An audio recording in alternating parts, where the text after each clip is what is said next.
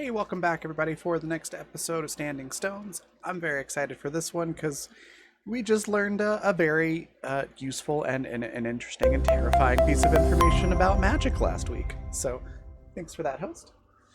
Yeah, it's going to be interesting. Before we jump into all of that, though, I'm going to say a few words about our sponsors, let everybody introduce themselves, and then we will dive into it. Sponsors, let me just get those links into chat. Our Fundamental RPG, it's a system that this game runs on. It's also what Animus runs on Saturdays, and Welcome to Madison on Fridays. It's obviously you can run a lot of different types of stories on it. It's not tied to any specific genre. Currently, you can pick up the physical book, which looks like this, at Amazon. Or if you prefer digital copies, you can pick that up at ko-fi.com/raven, like it's spelled at the bottom of the screen. Also at ko-fi.com/raven, you can find Intrepid, which is adventuring gear for real life. There's a bunch of cool products with a tabletop theme, so go check that out. And Die Hard Dice, which sells really awesome metal and polymer dice sets and dice accessories. You can find all of that at dieharddice.com. And if you use the code BLACKFEATHER, all one word with a capital B, you can get 10% off your entire order. And then if you want to catch up on this show or others that we have on the channel, you can do so at the Fantasy Network at watch.thefantasy.network. All that out of the way, we'll hop over to the top left with Zan. Tell us a little bit about Fen and yourself. Yeah, so I'm Zan. I'm a professional GM and content creator and a whole bunch of really cool things in the TTRPG scene, and I'm always trying to learn new stuff. But today I am playing Fen, who is apparently a lake bound, not a river bound. Is mostly water, and I think anxiety at this point might be able to be replaced with trepidation. Like, you know, not really afraid that things are going to go badly, but just not really sure how to proceed. So we're going to call that character growth, and not the fun kind of growth that's like out or whatever. And you can find me a whole bunch of places doing a whole bunch of things, and I'll talk about that more at the end. All right, awesome. Next, we've got Icy Historian. Tell us a little bit about Veshna and yourself. Oh my word, hello! I'm Icy Historian. Icy Historian, all the places on the internet that I feel like being found, and I am a middle school teacher, and I like playing games, and I play games here, which is why I am here about to play a game.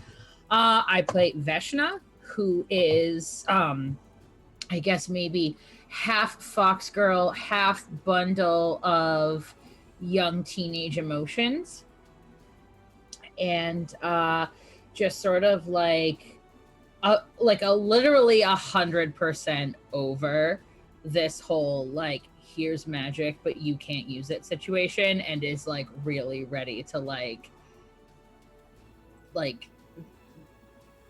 not have like all this excitement dangled in front of her only to be cruelly ripped away. So there's a lot happening for Veshna. She's got some ideas, got some plans. It's gonna be a good time.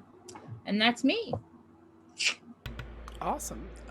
Next, we've got Jay. Tell us a little bit about Beckney and yourself.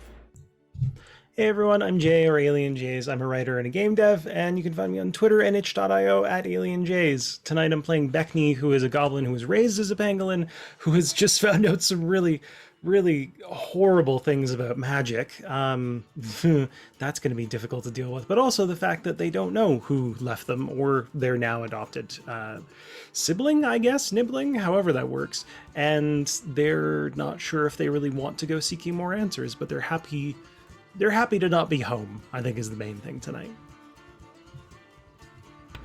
That's fair. I'm Raven. I'm the creative director for the Raven Evermore, which is my brand for all the various things that I do, most of which are tabletop related. My link tree is there in chat to find out more about all that stuff. And then I play Callie, or Cauliflower, and yeah, she is pretty much convinced that this whole magic cost thing just means you need to eat a lot more calories every day. We're still going forward with that plan right now. Yeah, she's a lot of fun. She's not what you'd call the brightest character, but she really loves her friends and enjoys fighting. And yeah, she's just fun. So that's me and my character. One thing I forgot to mention, a quick reminder, currently Zan has 2 advantages and 1 disadvantage Icy Historian has 2 advantages. Jay has 1 advantage. Calliope has 2 advantages. Hannah has 2 advantages and a disadvantage. And Pat has 2 advantages and a disadvantage. So, for anybody watching, if you want to sort of raise or lower the difficulty level, you can do so with the cool stuff at the bottom of the screen for advantages, disadvantages, crits, or you can throw in an asset or challenge, which literally does like increase the difficulty or lower it. So cool stuff there. Next, Pat, tell us a little bit about Pyron and yourself. Yeah, hi. I'm Pat. I'm a Tactric online wherever you could find me. And yeah, I play Pyron, who is a pangolin, who was raised a pangolin and is a pangolin, as far as we know. He is the theater nerd, musician-y, amateur magician of the group, and he's not buying this whole magic cost thing just because this one random adult said it. Adults are jerks so far and just don't want us doing awesome things. So. It could all be a practical joke. That's true. Who knows? Next, we've got Hannah. Tell us a little bit about Sage and yourself. Greetings, mortals. I'm Hannah, or Wohannah, creative human part-time. And today I'm going to be playing Sage, who is a fawn type character, was missing last week for an impromptu secret training session. So has not heard about the horrible cost of magic, so that'll be fun. Or what happened with the goblins. You gotta spill the tea when we meet up. Yeah, it's fine. It's all fine. Next we've got Calliope. Tell us about yourself in this really cool world and take it away. So I'm Calliope, and I'm a middle school teacher, and I've been thinking a lot about role-playing games in classrooms and how to use them effectively with some of the other fabulous people here on this screen, and I'm very excited for today, and we're just going to get started. So I actually wanted to start very quickly with Beckney.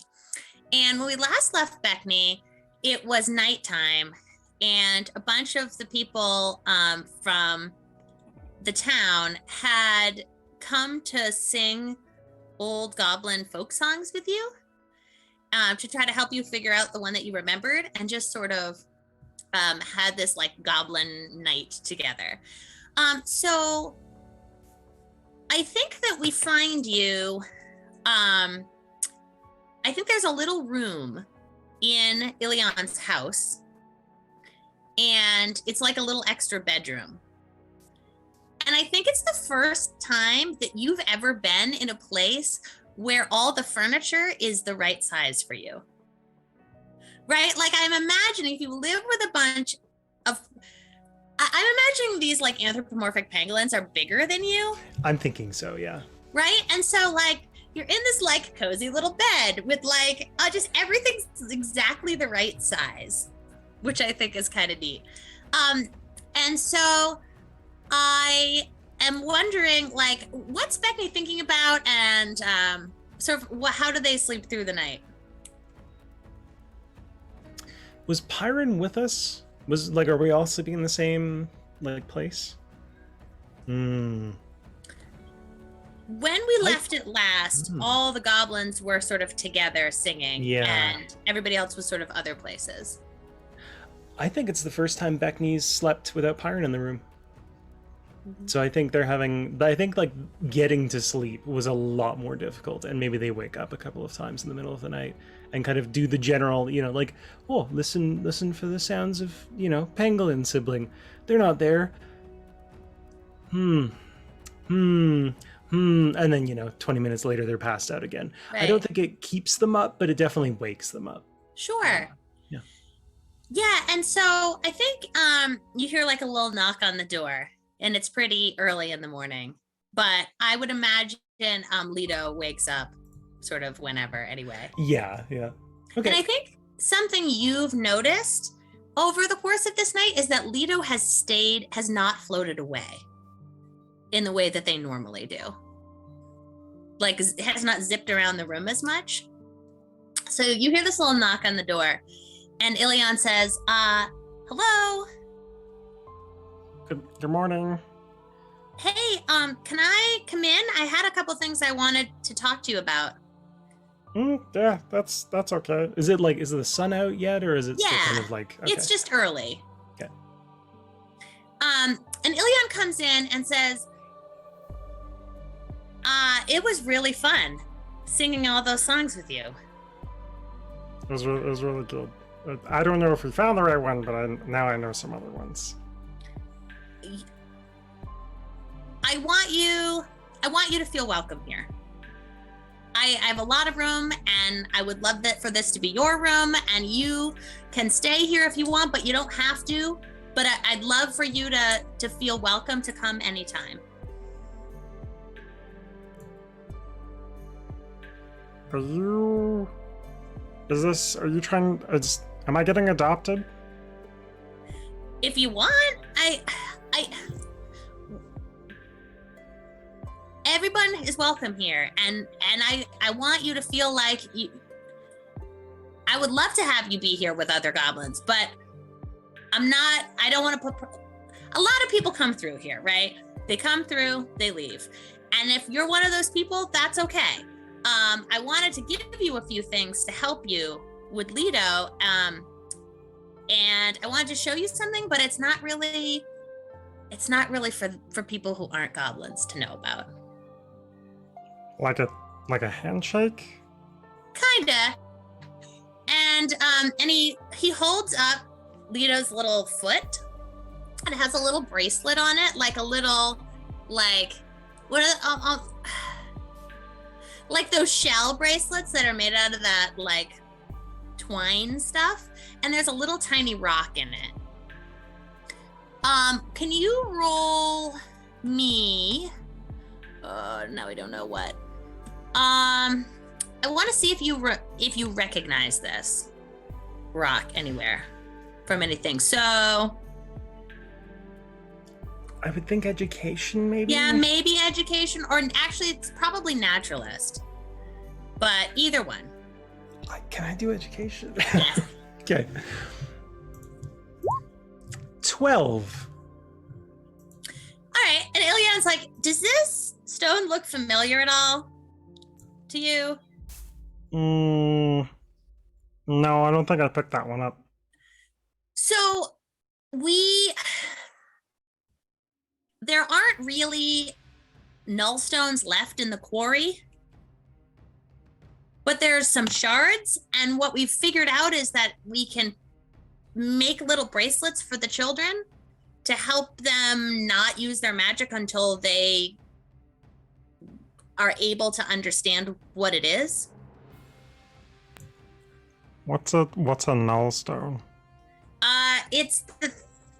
You're from the null field, right? Inside the bubble. It's the stones that stand around there. But that's tiny. Right, this is just a little tiny piece of it.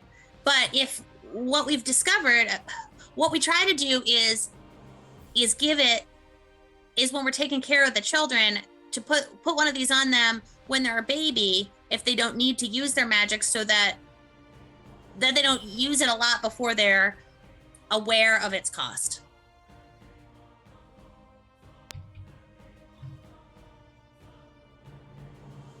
Are there more of them? Yes, there are. There isn't a lot of nullstone left. All the big pieces are gone, but there are enough shards that we make them up for anyone who needs them. I can give you some more for your friends if you'd like. I think at this moment it takes Beckney like a solid minute to respond, because they're thinking really hard about something. And eventually they kind of meet Lyrion's eyes again, like, okay, yeah. I'll probably want to talk to them first, but that should be fine. Thank you. It's not supposed to be like a trick. It's just to help the children not float away or set things on fire or any of that. We have, Yeah, we have more my dad access. had me on a leash when I was young too. Right. So I am doing something. Sorry, I can't look at it right now. Excuse me. My child is in here. You need to leave. Goodbye. That was above the table. And he says, I just want, I feel really badly that you haven't grown up with people who understand you, who like are your people. I know that you're, I know that you have had a family, and I'm sure they've done a good job, but I don't like the idea of you being out there without other goblins. And so I want you to know that I think you're doing great, but you're always welcome here, and if you want to stay here, you're welcome to do that as well. Oh, okay. But I do have a family. Right. But now maybe you have two families.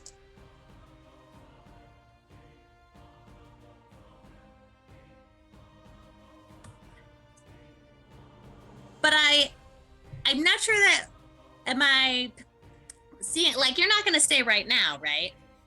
I think I got the sense that you were all still going somewhere. Yeah, I don't think we'll stay. So what can I do to help you on your journey? Do you need your boat is really awful. It's not really a boat. It's just some logs. Do you need some help with a better boat? Do you need some supplies? Probably talk to Veshna maybe about that, or Sage if they come back, because I can't plan. Okay. It's a nice boat. I want to introduce you to eggs. I know that you've eaten bugs your whole life, but I want to introduce you to something called bacon and eggs, and I think you might like it. You might not, but it's worth a try. Gonna make some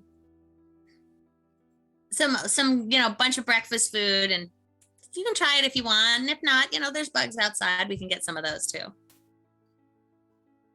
Can my friends try them? Sure. As long as they don't mind sitting on tiny chairs. Or the floor, maybe. I think most of them will go on the floor. They're really big. So Ilion's gonna sort of go out and like bustle around and make some stuff, and we'll sort of like leave it there. And I think as Ilion's putting together some like, I don't know, traveling packages for you, there's these little bracelets. There's like a little package of bracelets that he's gonna sort of put in your bag for later if needed. So Treats. I am super interested in what Sage has been doing this whole time. What's up? So I would like to go back in time a little bit to what Sage has been doing for the past 24 hours while everybody else has been having a different adventure. So what do you think Sage really would want to get out of some time with Satriel? So, like, Sage has learned a lot about plants and medicine and everything non-magical from Faunus. So Sage is really interested in learning all of that on a magical level. Like, what is different out here? How can I be different out here? Given how we are as beings, how are we different? And can I do cool plant magic? Right, and so I feel like there's kind of a montage of like lots of different interesting plant magic moments where you're like making like a staircase out of vines, or you're like, Can I make my skin like bark? sure. Or like, and maybe like Satriel's having a cup of tea and you like make a vine that like pokes them on the shoulder and they're like, what? You know? And they show you all sorts of different things and so I think we get to a place where you're both having a snack, and Satriel looks at you and says, you know that it's not the same. You can use your magic whenever you want, but you know it's not the same for your friends, right? What? The live birth ones. But their magic is different? It's not. Yeah, it's different in that it costs them differently. Why wouldn't Faunus tell me that? If I was bringing them out here, are they in danger? Does it hurt them? Have you ever been in the sun too long? You mean like when, like, Veshna or Callie burn? Yeah. Yes, and it burns off, and they turn red. Yeah. Well, if that happened many, many times, it would hurt them. Right? Over a long period of time, it might hurt them. Because of the way that live birth people heal. Yes. Or, like, it doesn't. Like, out of character wondering how much Sage knows about, like, anatomy and Sure, we're just biology. talking about it. Whatever you say, she knows. Well, okay, they know about basic anatomy because they live in the woods and they help animals. Yeah, so they would know that, like, people eventually, like, they heal and it uses up, and eventually their, like, healing factors slow down. And then they die, eventually. Right. However, cells work. Right. And they don't have I don't think you have cells in the same way they have cells. I was made from sticks and stones. Right, because you were made from sticks.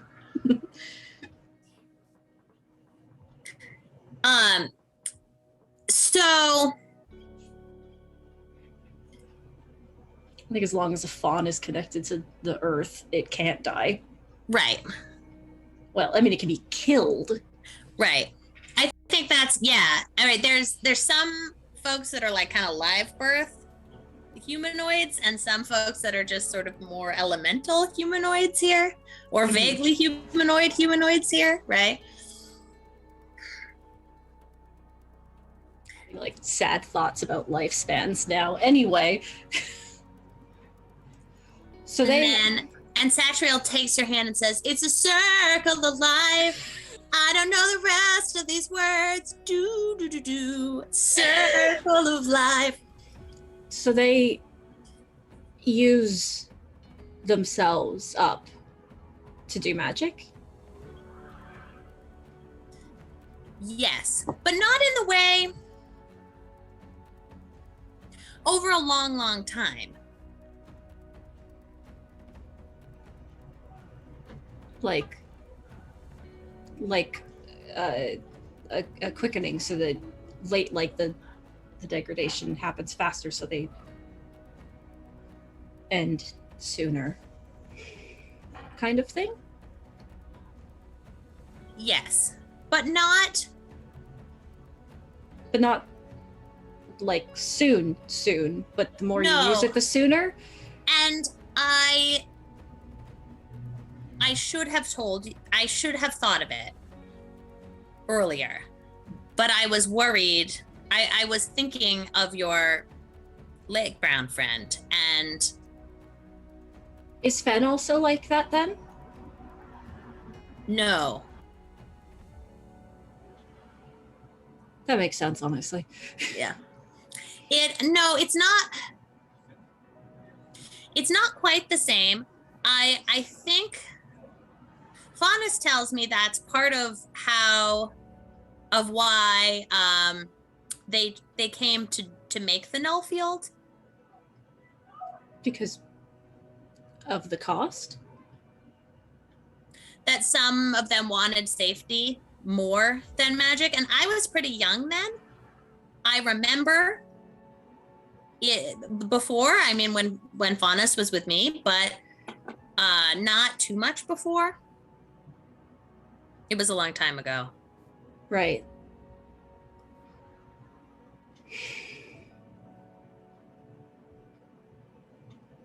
Well, I'll have to tell them then. Not any one time is not. How much would they have to use it for it to become problematic? Many, many times. Oh, okay. Like when Callie is read from the sun. Many, many times of that would eventually make it hard for her skin to heal. But any one time is not going to hurt, really. Right.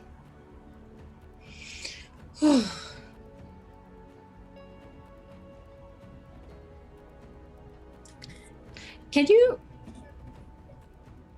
I talk to, like, the forest? Like the deeper spirits? Is that a thing I will be able to do? It could be. Okay. Some can and some cannot. You seem to listen well, so and the dryad spoke with you, so that's a good sign. I would like it if I could help the forest when it needs it. If it needs it. Perhaps I'm being presumptuous, assuming that the forest needs help. It is hard to imagine that the forest would need us, as it is so large, but I'm sure that there are things you can do to help parts of the forest. The Lucrocatas are in danger. I have heard that this is true. And I would like... I don't know how soon I would be able to. I mean, I'm still basically a child, but I would like to help. Especially the manner in which they are hurting them is cruel. This seems like a worthy cause. And that sort of brings me to something else, which is Faunus sent you a letter. Yes. Another one? No, that a few days ago. Oh, right. Okay, we're still talking about that letter. Yes. And I suppose I'll have to wrangle the others. you will need to go return to Faunus, if that is what Faunus wishes. Yep. We can always leave whoever doesn't want to come to town in Fenn's Cave, I guess. I have an idea. Hmm? And I don't know if it will work, but I want to know more about your friend Beckney's magic. Okay. It's, as far as I can tell, a sort of magnetism. But we probably should talk to them about it to know for sure. Or we could experiment. But first we have to tell them about the cost. Anyway, they went to the Goblin Village? Wait, actually, do I know that my friends went to the Goblin Village? I think you would. I Okay. think you had discussed it ahead of time. I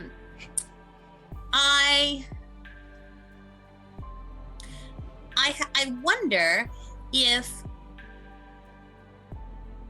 there would be a way for Beckney.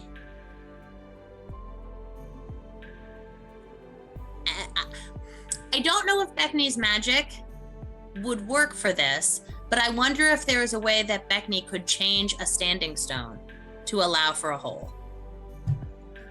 I might have been thinking about that earlier. Could we? I feel I heard something on the wind. What could it have been? Is that you back to me? Yes.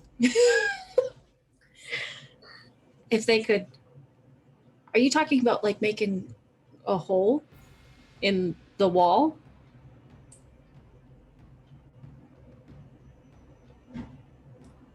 Don't tell Faunus. I would never. Unless Yes. they ask me, and then I'm contractually obligated to tell the truth. Yes, that's true. Have you? I wonder, it would need a door. Do you think if there was something that would allow magic in the null field to stabilize, like as an opposite kind of field? Faunus gave me this lodestone. So if we manage to pull apart the null stone and then stabilize the center of that hole with the lodestone, maybe that would.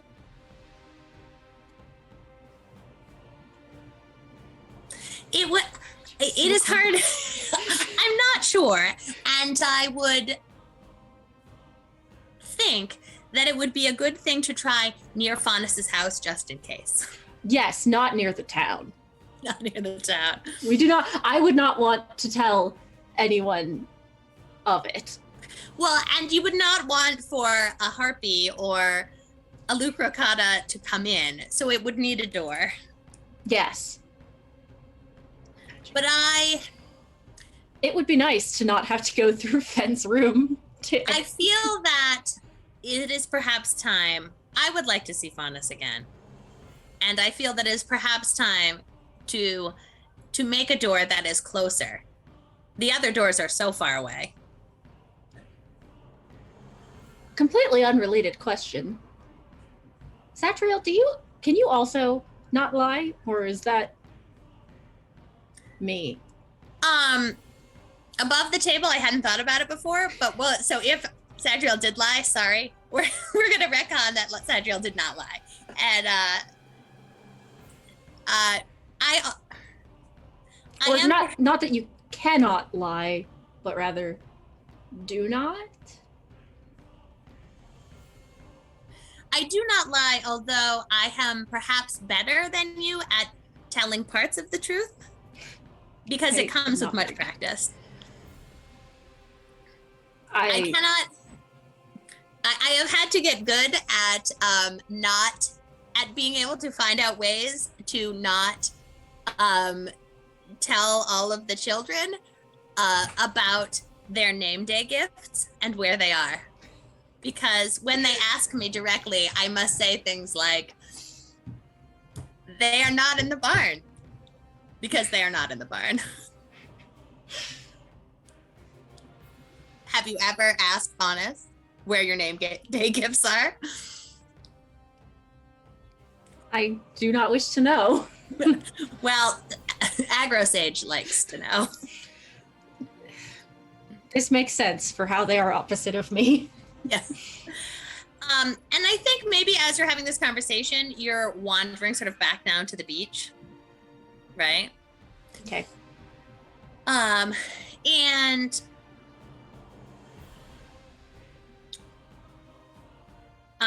Satriel says, I am glad to know you and glad to know that you're there and working. You know that we have other two that way, and we don't see them. They live near the other doors. There are fawns. I'm sorry, I think you cut out for a second. There are other fawns in other places. And I am hoping to visit them at some time. I'm glad to have met you, Satriel. I hope that you will come back. I hope you will figure out how to make a door, and then we can all have tea with Faunus. And does Prudence still live? And Bernice, Prudence and Bernice. And Bernice? They are very old for chickens.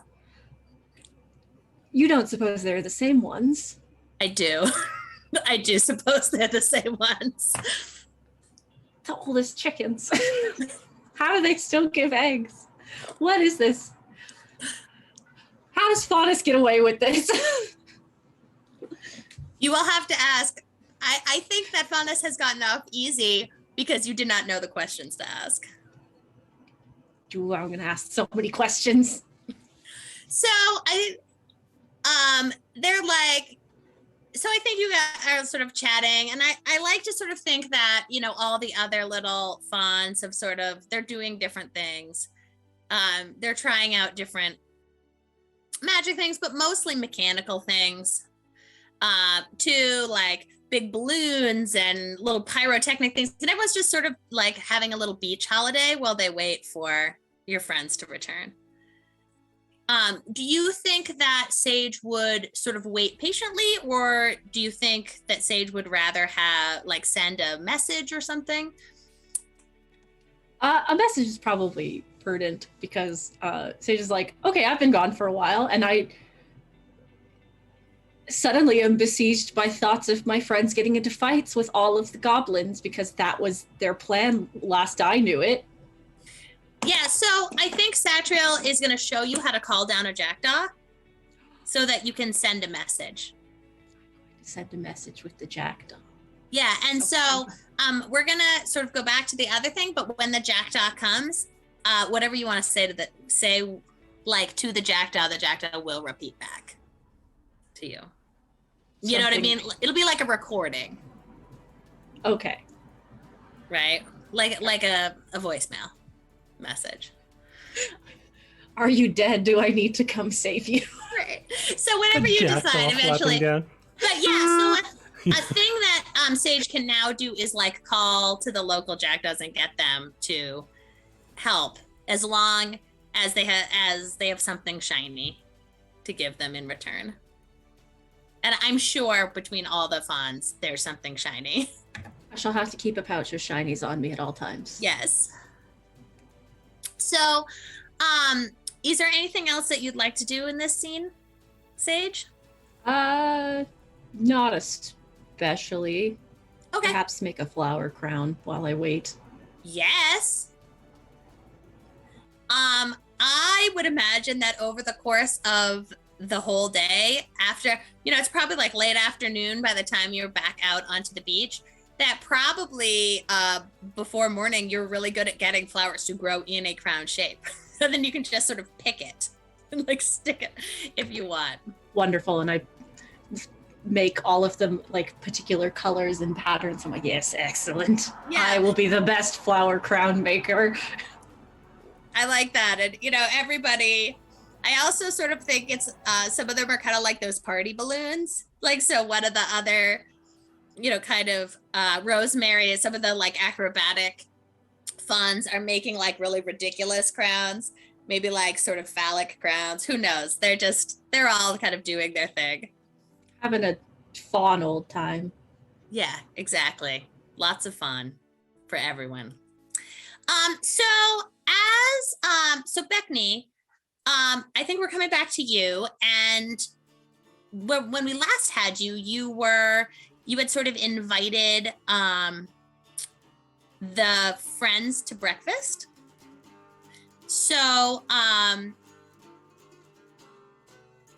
maybe we could start the next scene there with either you inviting them to breakfast or them at breakfast. What do you think? I think we'll just get to the breakfast, yeah. Okay. So everybody's at breakfast. What do you do? So these are eggs. Come out of chicken butts. Yeah. Chicken butts.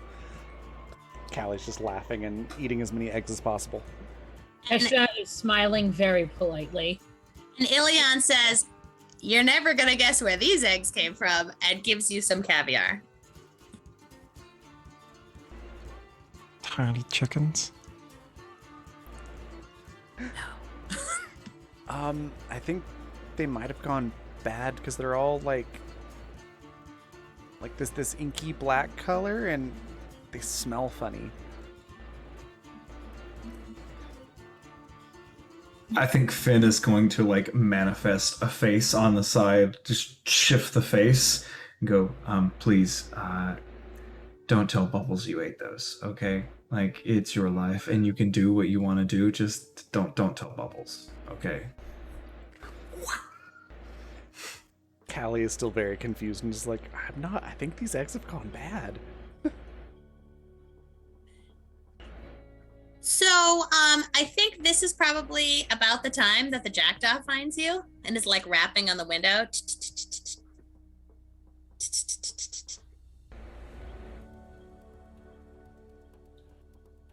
this- Veshna waits the like polite amount of time to see if Ilion goes and gets it, and then Veshna says, unless that's yours, it's probably related to us. And then she goes up and goes to the window, and I think probably like travelers, like she's seen these before.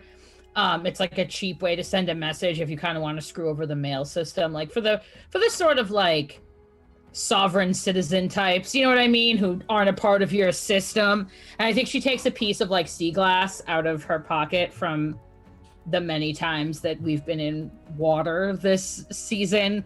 And I think she hands it. It's like really polished, like real nice looking, and she hands it to the jackdaw and kind of, again, keeping that polite. I'm at my friend's house for the first time smile. Like, and the jackdaw says the following. I have completed my training with Satriel. Are you dead? Do you require assistance? Do I need to come over? How is everything going? So Please don't be dead. Since I gave it the shiny, I can give a message back, right? Okay. That's great. I am super excited to hear all about it. We are at the Goblin Village. We are alive. And probably, and I think she kind of like sneaks a look to like Pyron, as Pyron being the like least wanting to go home one and the most I'm ready to forge a new life here in the wide open yonder, saying we will probably be getting on a boat down the river back soon. Love and kisses, us. I'm sorry, I don't know how to end these messages, but I'm sure it'll be fine. And the jackdaw just sort of like nods and takes your thing and goes away. Wait, so am I supposed to meet you? Am I waiting? Oh my God, sorry. I'm so dumb. No, above the table, you were saying Satriel, and all I could think of was Faunus, and I was like, oh, great, back. Nope, sorry. Can we just retcon that I said, like, meet us at the beach, we'll pick you up on our way? Yes. Okay, good. Yeah, I think that the jackdaw stands there, looks at you, and like taps its foot and is like, Yeah, meet us at the beach. We will get you, and it'll be great. Bye. And I think she Alright. hands it like another shiny as kind of a sorry. yeah, and it's gonna like give you a little wink, then fly away. Next one, next person gets one free. Okay. When you did look over at Pyron, you'd see he's like half falling asleep because I'm fairly certain the rest of us all stayed in a shed out back that was not big enough for us. Okay, it wasn't a shed. It was nice. It was like a caboose. It was a nice shed. No, it was like one of those wagons Well- that travelers have. Well, no, You know, so that- being more with Pyron too, because it was also Pyron's first night not sleeping with Beckney in the room either. So being in like this weird cramped space and like that going on, and also being fuming mad over whatever the hell is going on with magic, he did not sleep much last night and is just glaring daggers at Ilion.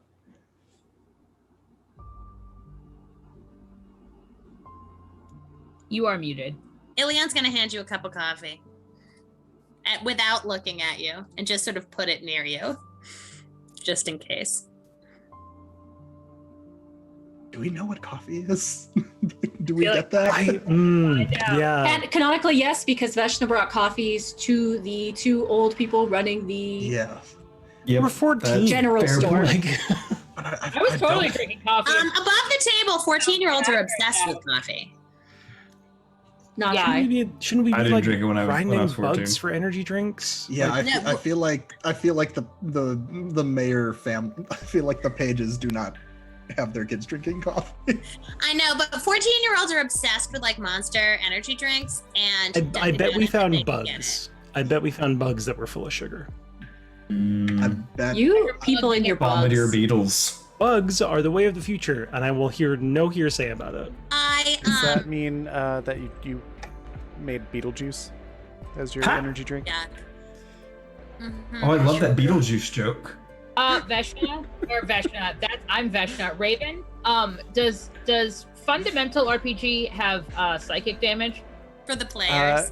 It does not, but you can pretty much designate any type of damage you'd like to it. Which defense do I need to take for defense against psychic damage? It's like, of How about course you it doesn't deflect have it with psychic humor? damage. Raven made it, and she knew that there was going to be a million puns. So can I just be really clear that I think for sure Uncle Toots has been passing you espressos. Yes, that was what I was gonna say. Is Uncle Toots is definitely. He is definitely like has some sort of espresso machine thing, and when the mayor's not home and you look tired, knows just what to do. I feel like, oh gosh, I'm forgetting the name of our tutor, but I feel like we get stories about like, oh no, if you drink coffee, you're gonna be shorter than than the average pangolin and goblin or something It's like Duncan. that. Yeah. Yeah.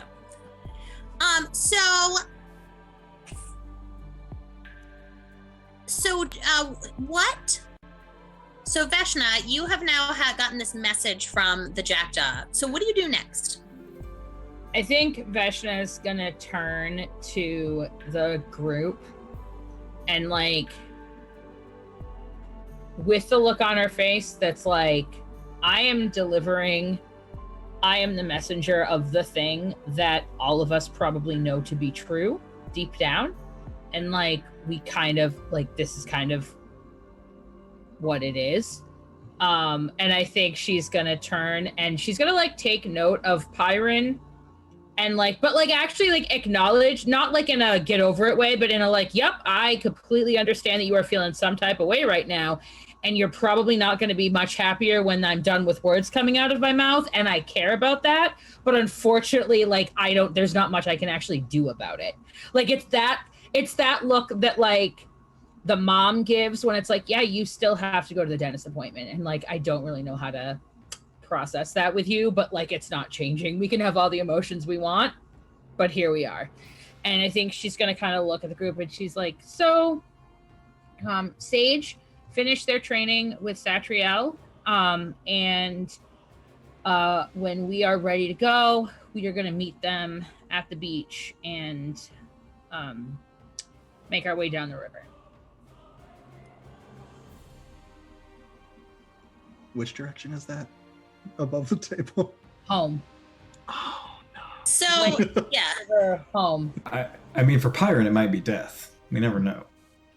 It's more like taxes. Death will come later. I thought It's technically towards the east, which is birth. I can draw you a little map, which might be helpful because I have really awesome drawing skills. All right.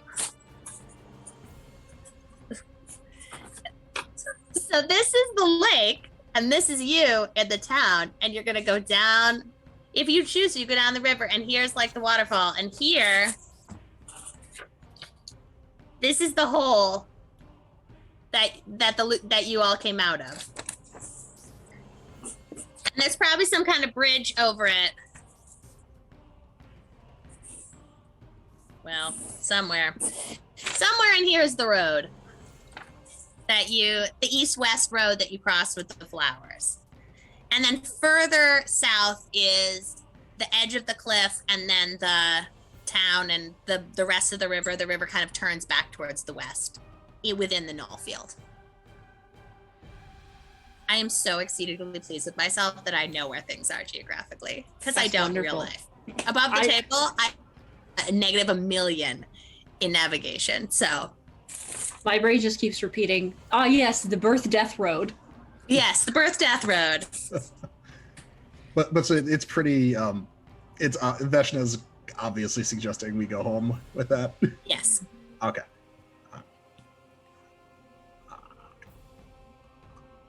What if we went any other direction instead of that one? Yeah, I'm on board with that plan. Home is, yeah, that sounds like a bad idea.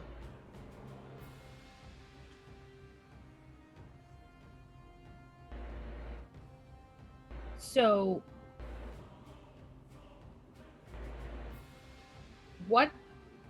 I think Veshna looks like she might actually begin losing her patience. Not like losing her patience, but like that, like Getting fed up.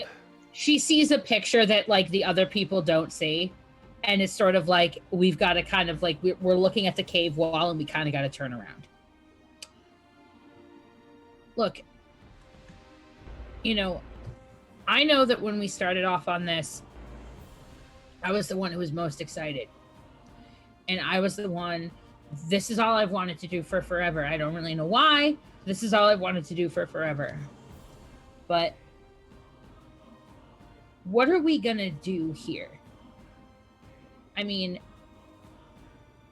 you know, Fen, you've got an option. Becky, you've got an option. Sage maybe has an option. An option, maybe. But like, the only thing that we have that gave us any sort of an edge here, as far as all of our understanding is concerned, is literally killing us. And so, you know,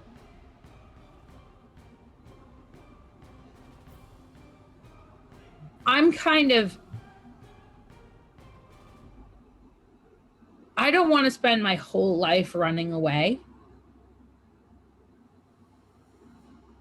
And sure, I might be back. I mean, you guys have known me long enough to know that I probably will be back. Let's be real. But I think we all have some stuff that we've got to figure out and finish up at home before any of us are really in any condition to actually make a way of things out here. And, you know, I don't know. I mean, I know what I have to do, and I don't want to make that decision for any of you, but I also think that we have to be kind of realistic that not an awful lot of the things we've done out here have really been working out for us. And I think that all of us have some things that are unfinished back home. So I'm going to make my way back. And that's just, I don't know. I think that's just kind of what we have to do right now. You don't believe this guy about the magic, right? I mean, I do. You know, when we were kids, like 3 weeks ago, when we were really little, everything outside the bubble was like this place where everything was great and everything was okay. And we could do whatever we wanted and we wouldn't have to deal with our parents or rules or expectations or anything. And the only thing that we have found out here, Pyron, is a whole other set of rules and a whole other set of expectations and a whole other set of costs and boundaries. And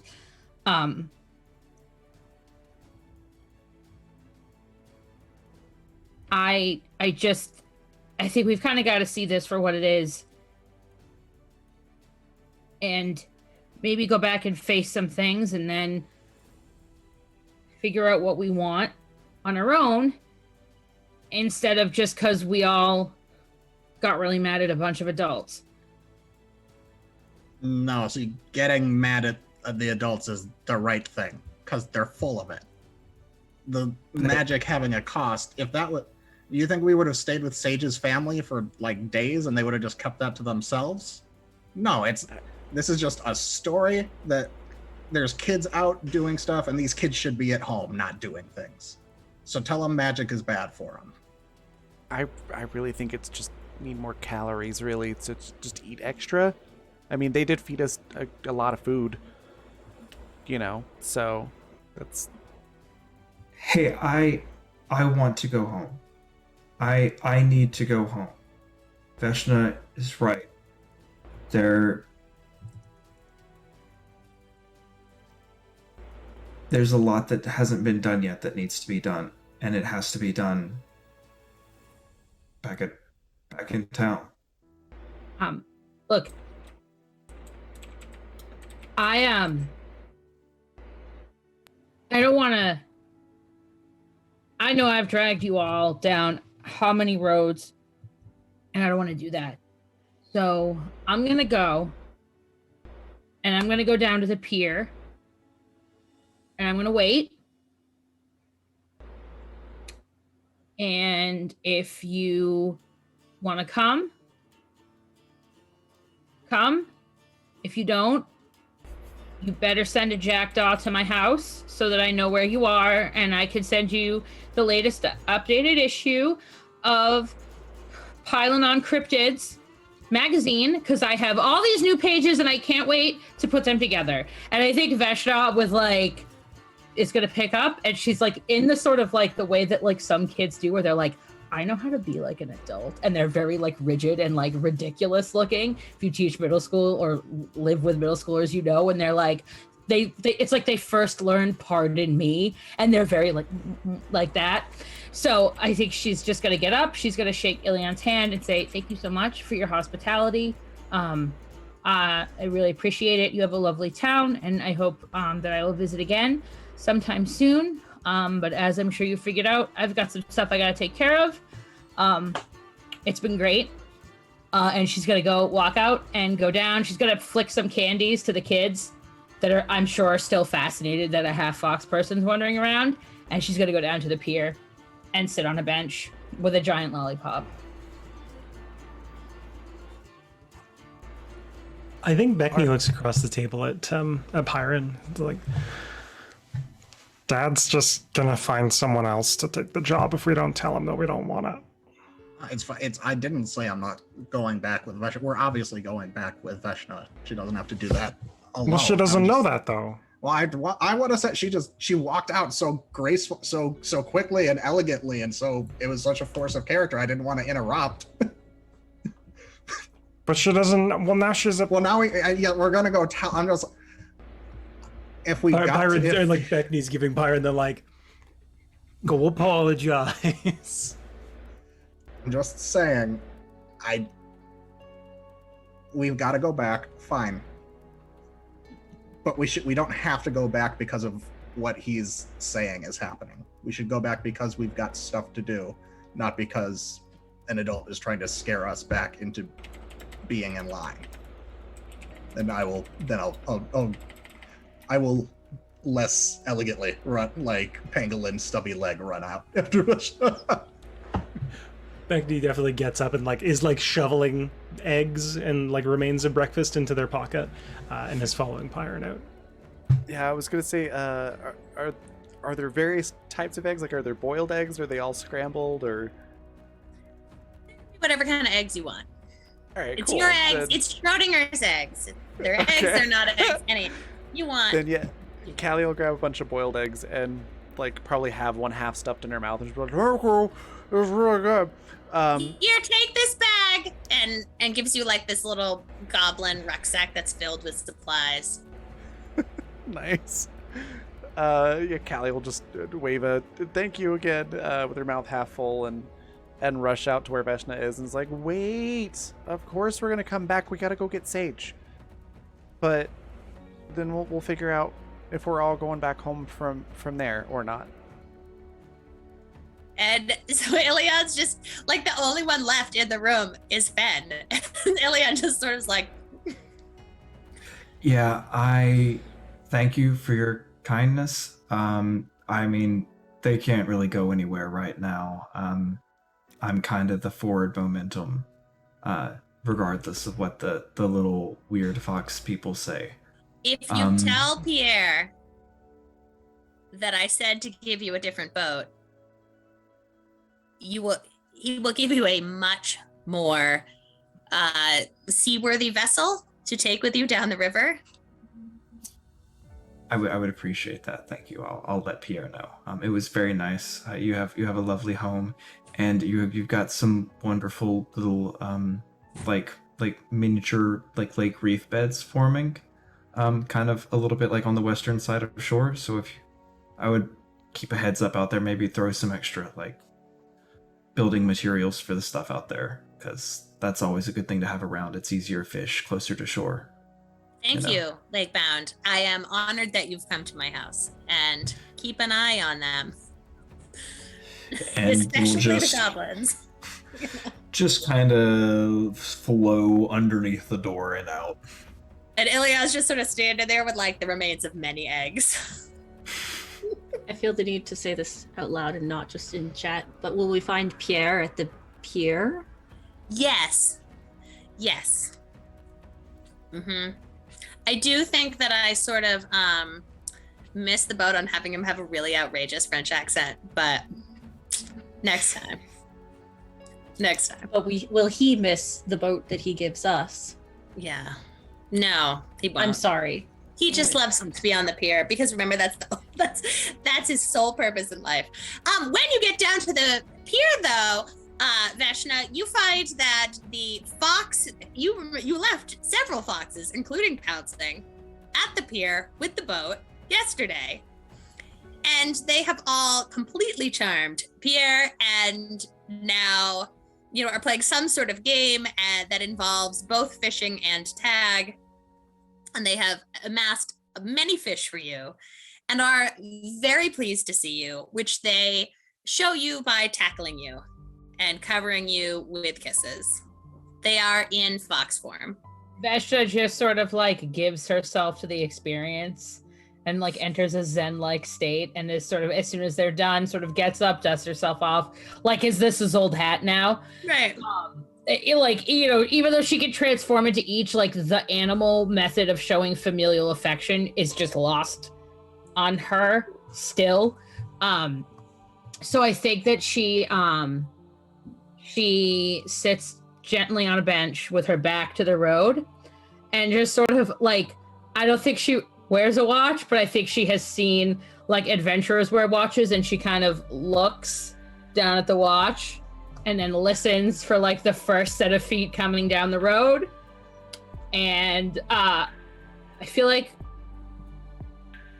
I imagine that pangolins make a very distinctive sound, right?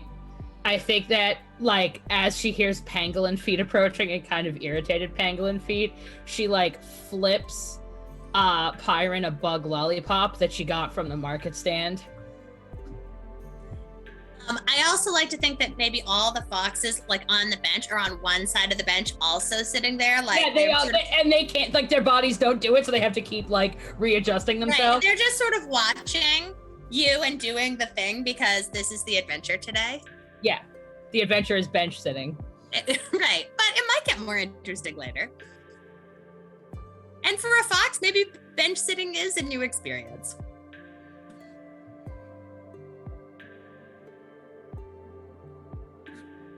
All right. That was cool. That was cool. How you flipped him that thing. Did you got any more of those? I think she kind of like digs around and maybe like, maybe like a candied little chunk of some sort of meat, like passes it to the foxes, because I don't think a bug lollipop would really be their jam. You didn't bring enough to share. Yeah, I think they like automatically like that breaks them of the bench sitting, and they are sort of like running around while you guys sit on the bench. Yeah, you weren't having to go alone. I just wanted to. We shouldn't be going back just because we're scared of what's his face said. You know, Pyron, I think you're right. I'm not really scared about the magic, but I don't like the idea of leaving something unfinished. And I think we need to go out and regroup. And I think we all have some stuff we've got to sort out. And the next time we adventure out here because we want to be out here, not because we don't want to be someplace else. Yeah, that's the thing. I think I've just been working under the assumption that I'm not getting out again. So it's that one last trip, just cram in as many things on the sightseeing tour as you can. And I think, like, I don't imagine that, like, Pyron is real touchy, right? Pyron's not a hugger. I don't know. Let's say average hugging. I don't. Yeah, well, I imagine Pyron is a hug giver when people need hugs. I imagine Pyron is probably not great at receiving the hug. I don't know if you've met Beckney. Let's say, yeah, Beckney's a hugger. Pyron would have to at least be okay with accepting hugs. So I think that Veshna puts, like, her arm around Pyron and kind of looks at Pyron and is like, Pyron, you and I have known each other since they mistakenly put you in diapers. Remember that? Piling on day school? That was a rough time. Yeah, blocked out a lot of the diaper stuff, I think. I have a feeling we'll be able to get out again. And I think she kind of, like, gives Pyron that look that I imagine they have shared many, many, many times. And it's like Veshna's cooking up a something, that there's a something happening, like a Veshna plan. Yeah, this is the pinky in the brain, like Veshna's about to conquer the world moment. Yeah. Well, and this is really the first time we've seen Veshna make the Veshna face in a long time. In many episodes, we've seen Veshna as in the feels Veshna. It's good to see scheming Veshna again. Scheming Veshna, Yeah. so. Great. So, is everybody else coming down the hill? Oh yeah. Yeah, Finn's just running just a stream down the hill. Bloop, bloop, bloop, bloop. Yeah, and so I think, you know, Pierre gives you like a much sort of like maybe an actual boat instead of like a junky old raft, and sort of sends you on your way. I'm not sure. What? I think a couple of the foxes stay with Pierre on the pier. The foxes are in it for adventure, and so I don't think all of them come with you. I think a couple of them stay to have an adventure in the fishing village. Do we see what happened to our boat? What did they do? It's still with it? there. It's still there. They just Yeah. sunk it when we walked away. No, I think, you know, as you come, you know, Pierre, I mean, I think the little foxes and Pierre have been messing around with the boats the whole time anyway, because they've been there for a day. But I think once Pierre understands that you need a boat, and Ilion has okayed it, off you go in your boat. I think Finn would, before we like really got everybody settled into the boat and Finn's still kind of underneath it, kind of humanoid form on the water, I think Finn will go over to Veshna and go, hey Veshna, can I try a thing? Sure. Okay, so this one has the belts that keep people like safe and stuff, right? Yeah. We did a brief tutorial with the foxes earlier. I would say we had give it like a C- overall average. So you know, we'll figure it out. But they're strong swimmers, so it's okay. Okay. Cool. I'm gonna try to run. I just want to see how this goes. I think Veshna, like, you can see Veshna, like, working the, like, I took 6th grade physical science in my brain, and, like, we did the boiling water trick with the, like, you can see, like, the sort of, like, mathematical equations, and she's gonna be like, I think that's pretty badass, Finn. Yeah. You do you. And Finn's gonna get under the boat and try to, what did he overhear Toot say one day? I think it was haul ass. So gonna try. I love the idea. So I think it is about time for us to take a break. So before we do, I paint us a word picture, Zan, of what it looks like when Fenn is hauling ass across the lake with the boat. Like, I think it's because the lake folk move in kind of a different way, but being in the river all the time, Finn's gotten really used to doing like kind of the flowing crashing motion. And so I think they kind of tighten the crashing motion until it's almost like a wave going, like a crashing wave at the wrong angle, and just kind of underneath the boat so that it's just lightly bobbing, maybe a few inches above the water. It's just foam and everything underneath it, kind of throwing up some spray, probably a few hiccups here and there. I was hoping for some Tolkien-esque water horses. I don't see now that's a thing that Finn could definitely do if they ever saw. Yeah, I don't think horses are what they think of when they think of speed. That's valid. Dolphins? Maybe, probably pike, honestly. Like, so maybe there's like some pike fins kind of like almost kind of coming out of the crashing wave. And probably waterfalls.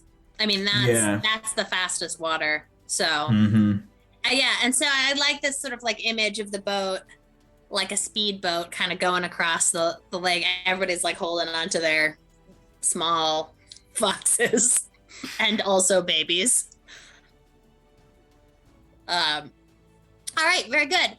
So let's take our break, and when we get back, we will be at the beach, get everybody together, and see what we do next. All right, yeah. Go grab snacks, hydrate, all that good stuff, and then we'll be back in 15 minutes.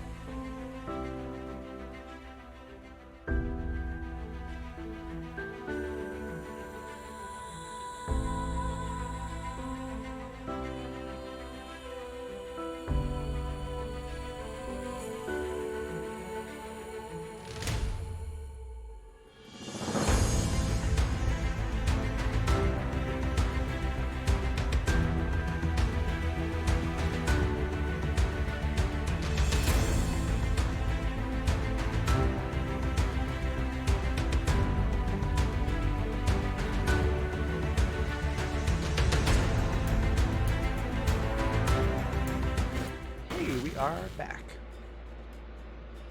So, Sage, what does it look like to Sage on the beach as the boat comes across the water? I feel like we've gotten a little impatient at this point, so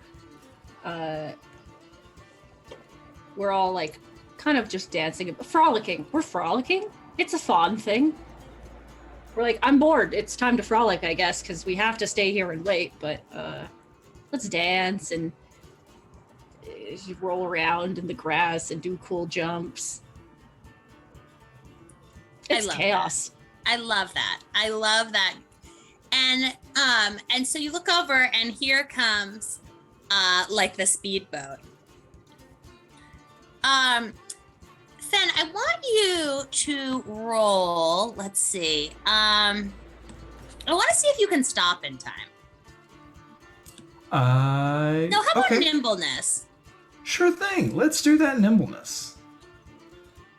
All right. Nimbleness. That's a thing that I can do moderately well. 25. Oh yeah. It's great. It's like from those Bourne movies, right? It just sort of like is super fast, and then you just kind of like parallel park onto the beach. And it's beautiful. And all of the FODs are super impressed. And they're spontaneous clapping. Mid-frolic. Everyone stops mid-frolic. Just spontaneously clap. We incorporated into the frolic. Yeah, sure. And so you see, Sage, that this is in fact your friends. And so what do? I'm gonna just hop onto the boat. I'm gonna make sure all my friends are okay. They're not dead. I know that. So literally out of the frolic of fawns, that's the plural term now. Sage just like hops right out and onto the boat. I think that Veshna gets real close to them to check and make sure it's not aggro Sage. Not that Veshna doesn't love aggro Sage, but Veshna needs very specifically, like, we have Callie. Callie has filled our aggro needs. It's doing such a great job with all of our aggro needs. I'm afraid we'll have like an aggro like singularity event, and that is something that we just can't handle.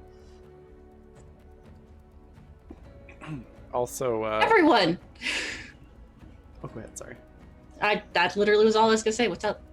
Oh, okay. I was saying, as soon as Sage jumps on the boat, like, Callie is going to have a momentary ability to move without, wanting to throw up on the boat, and just give Sage a hug and be like, I missed you.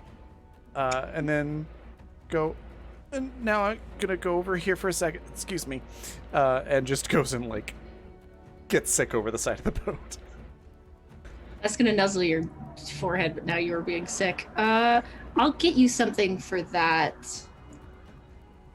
How did it go?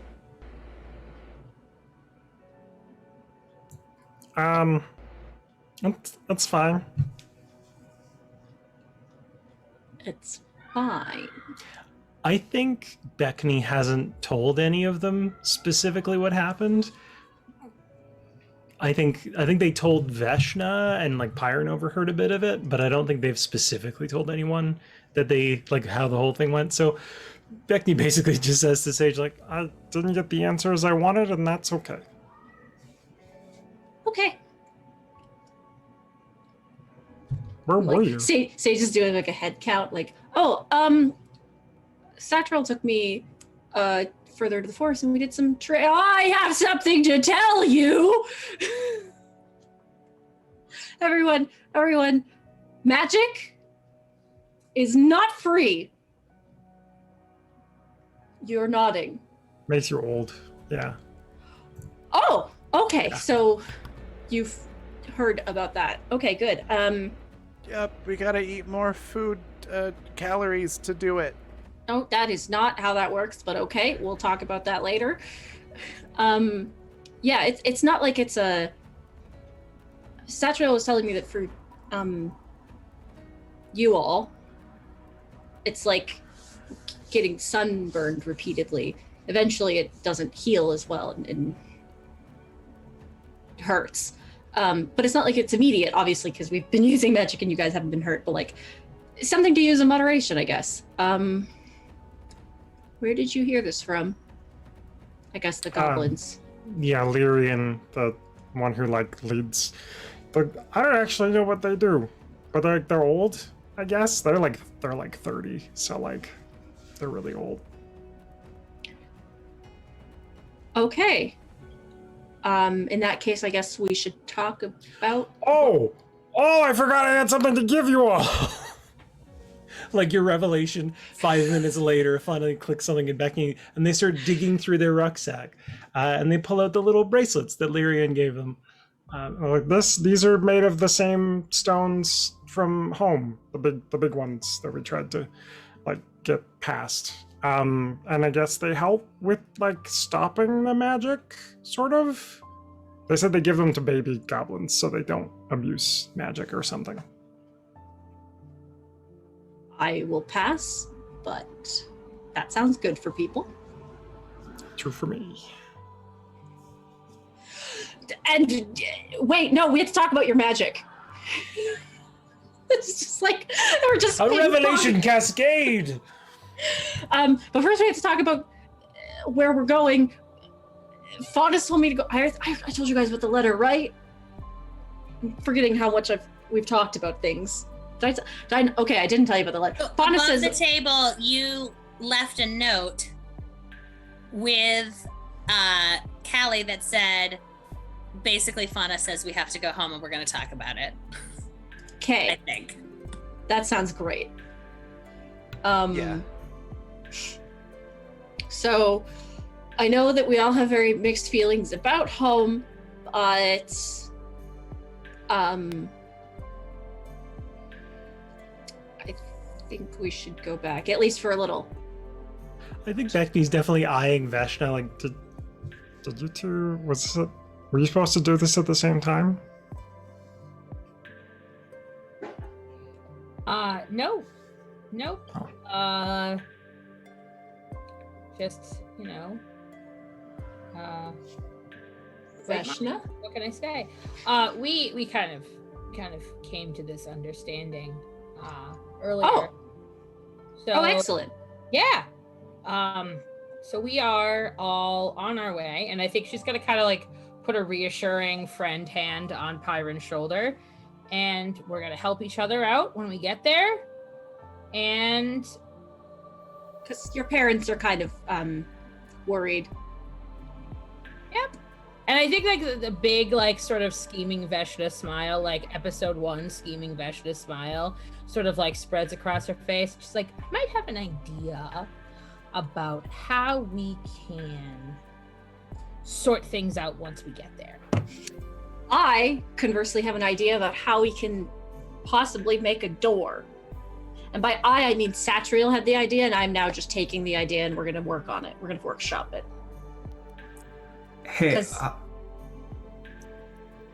if we're pitching ideas, I have an idea how we can get there. Right, there is that cliff, isn't there? Can it not involve boats anymore?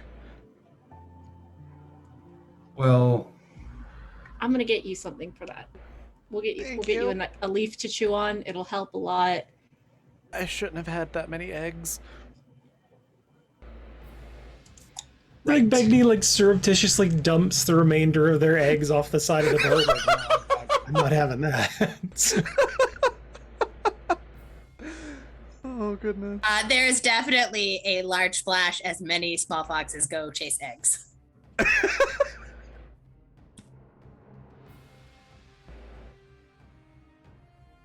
Oh goodness.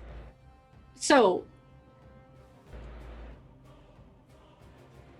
I guess in order of ideas, it would be Fen's mind, Veshna's, because Veshna, your idea is about after the field, right? After we go home? Oh yes. My Okay. idea definitely requires some of the resources available to us at Pylon Falls. And I think she takes out a notebook, and like you probably can't see because her handwriting, she's like totally doing that ADHD thing where I write so fast that like it's incomprehensible.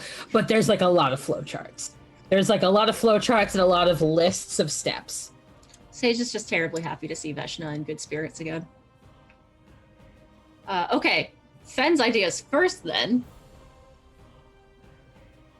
Well,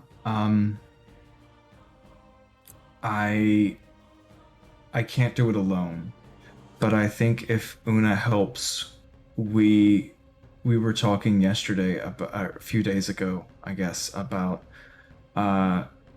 going just the kind of the fun of going down waterfalls. It's not really, something that I super enjoy doing, but they seem to really enjoy it. I think maybe if two of us work together, we might can soften the landing.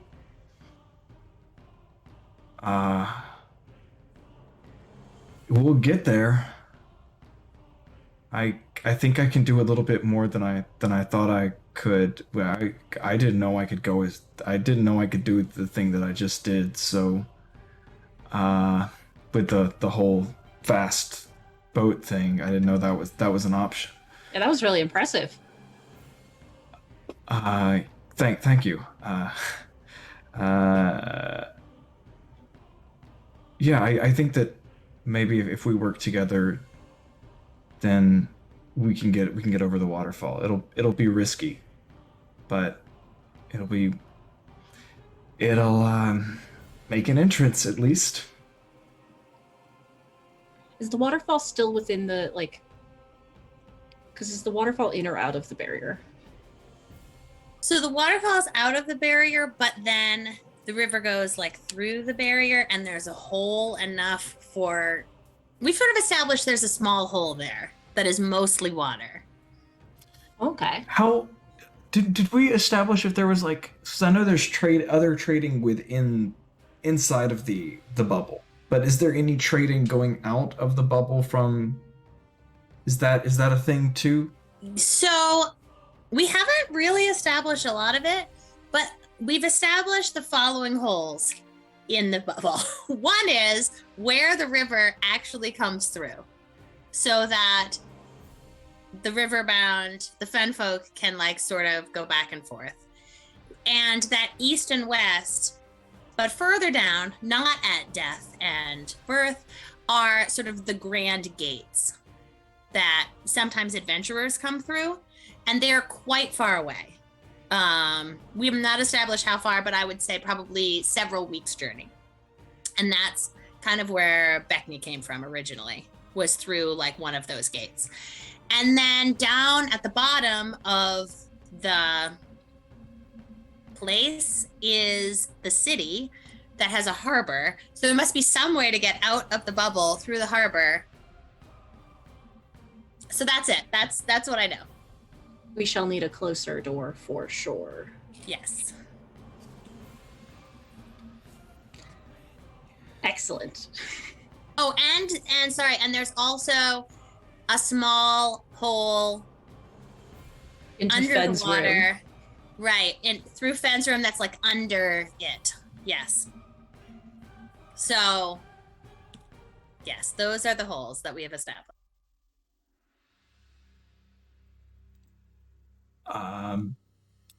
Yeah, I mean, we're probably, if we do it that way, we're gonna go by the birthing site anyway, and the elders might still be there. So they could probably help us get through the hole in the water. So I know sometimes they've done that before. It's kind of the reason that we live where we live. Do they know that we left?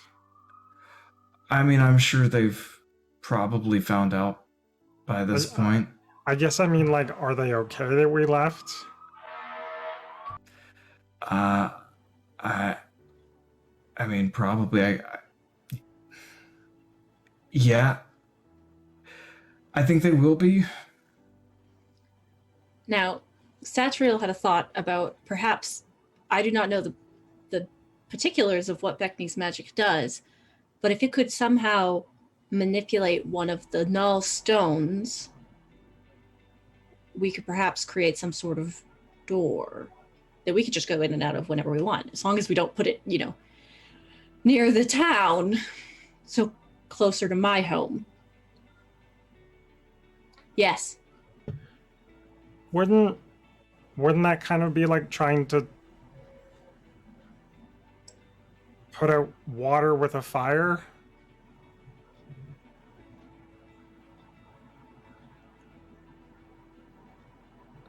I don't understand the What? question.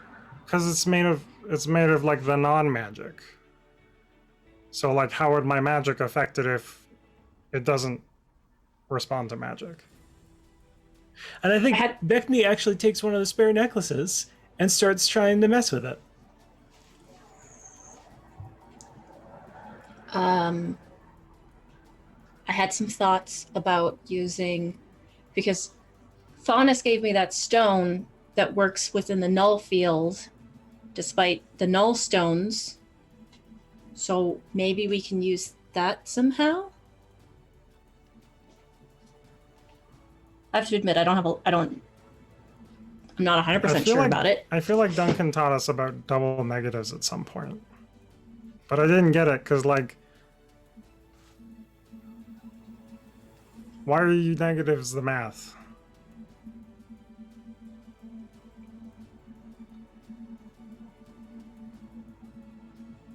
And then they just go back to fiddling with the stone. I think they're going to try and do some magic on it. So I would say that the magic doesn't really do anything to the little bit of the null stone. Okay. I think that, so we established earlier that there were more fen folk further downriver, right? But they wouldn't have the ability to come outside of the null field. So there must be a way to create a small non-null field so that they can have a flower and reproduce. So I don't think that like magic directly can work on the null stones, but there must be a way to create magic within there so that those fen folk can be alive. And I think that's where that little lodestone thing comes in.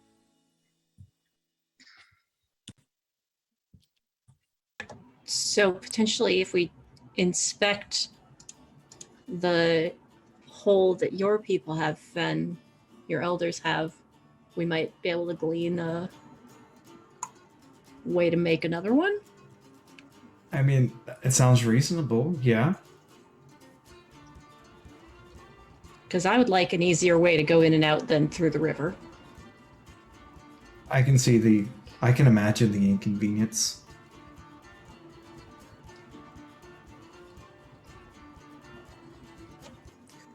Are we going?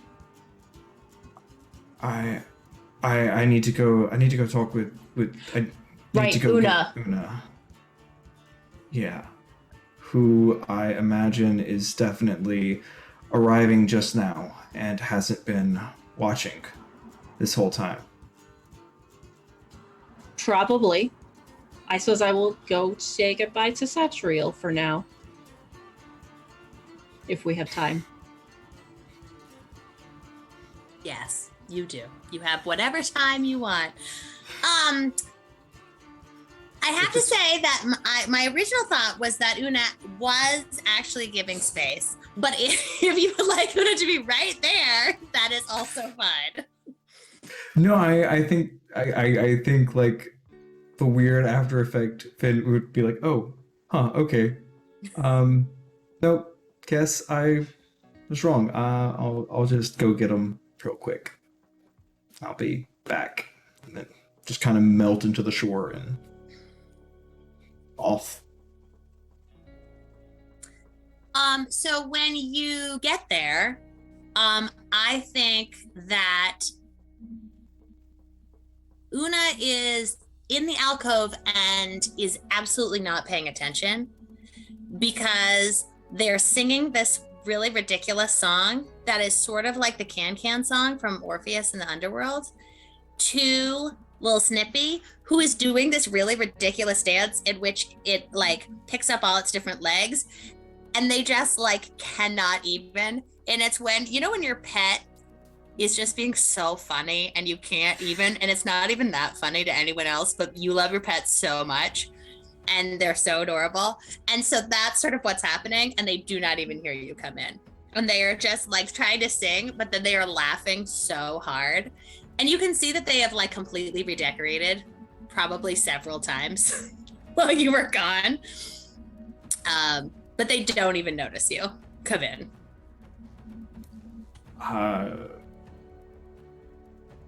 That's a really good song. I forgot. I already forgot the thing's name. Snips. Little Snippy. Little Snippy. The little Snippy, the giant crab that is wearing a French horn. I didn't know Little Snippy could dance. Oh. Hi. Yeah. Yeah, I can. It's really good. I taught Bubbles how to do a backflip once. Bubbles, it was kind of a wasted effort. Bubbles doesn't have a really great short-term memory, but you know, can always teach it again. I am not, to be honest, I'm not 100% sure Little Snippy knows how to dance. I think it's just a reaction to the tempo. The faster you sing, the faster he dances. Still works. So I know this isn't what you want to hear, but I've got to go back to the town. Like now. But I would like for you to come with me. Not to stay, just so that my other circle knows that I'm okay.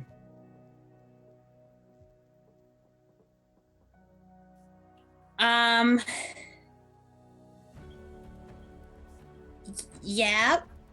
Okay. Is the flower gonna be the flower and Little Snippy gonna be you? I mean, we could take Little Snippy, but I don't know how robust the river's population will be after dinner time a few times.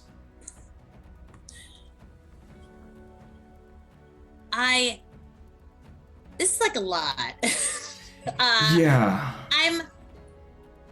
I'm still kind of just processing that you came back. So great. Hi. I kept your rock for you, and here it is. And how long are we going for? Long enough to say goodbye? How nice do I have to be to your elders? Because I'm really angry with them. On a scale of 1, like, can I call them brain coral? Will they know what that is? I don't think so. We don't have a lot of coral. Dirt kelp is kind of what they go for. But yeah, I mean,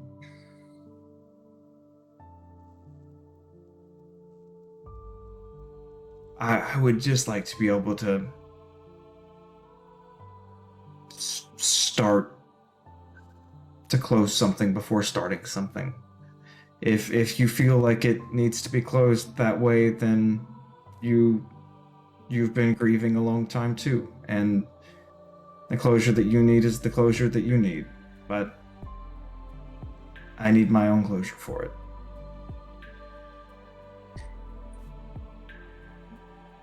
Because you're coming back here. Yeah. Okay. Yeah, let's go. I made a net while you were gone to cover the hole, just in case you Cool. to leave. And it is like this, like really intricately, like someone spent a lot of time doing it so that they would not have to think about other things. And and they sort of like set it up over the hole. They're like, I'll leave a note for Rivulet. They'll take care of Little Snippy for me. Little Snippy, don't let anybody come eat the flower.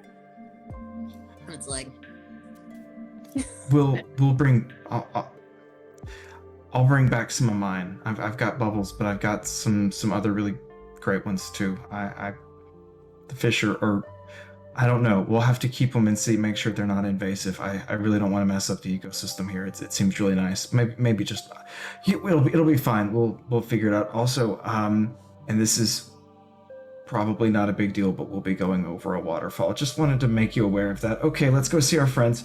And how big? Like, that is completely.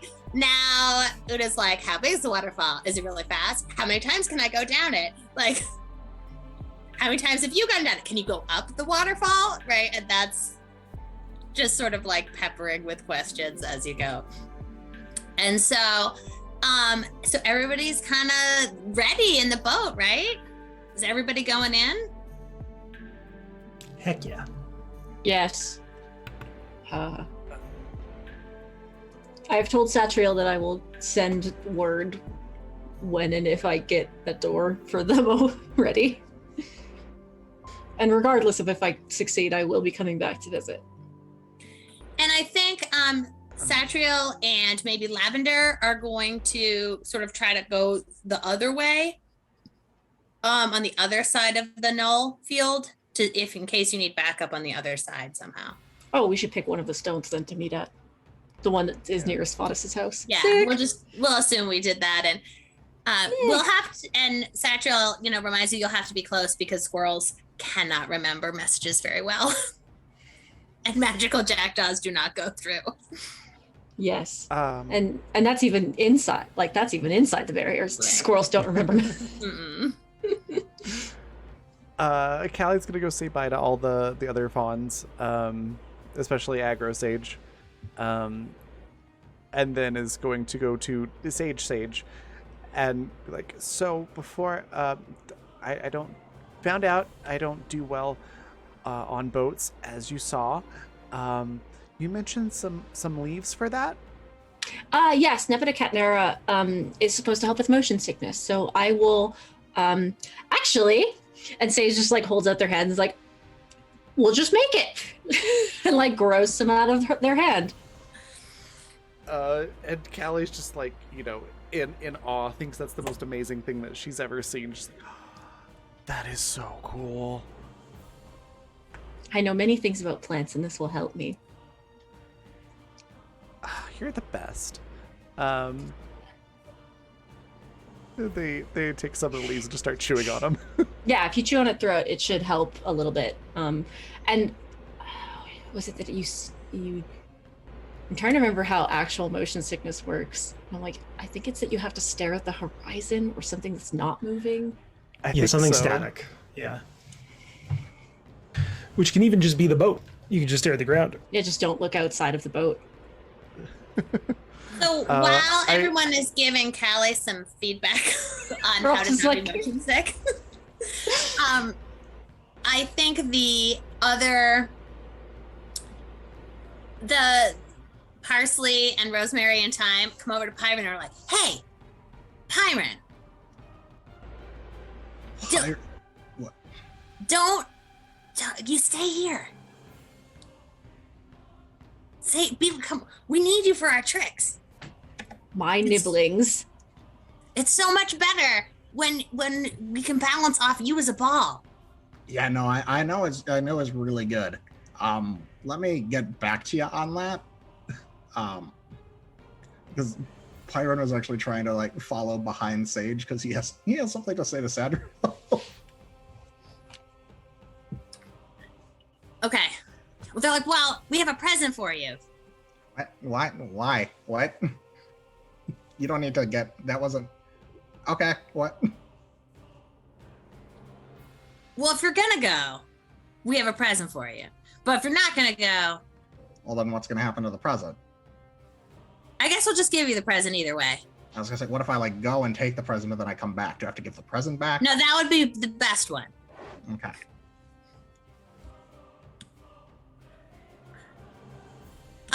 So we heard you're going to go down a waterfall without us.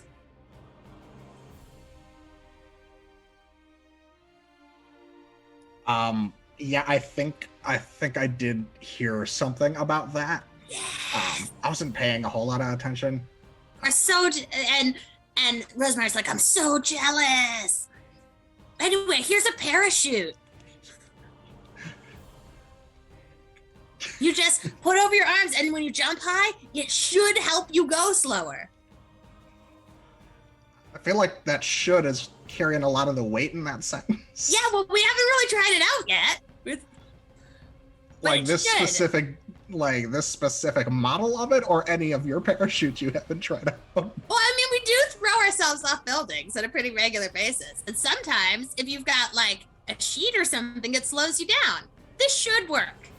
Okay. You'll have to come back and tell us.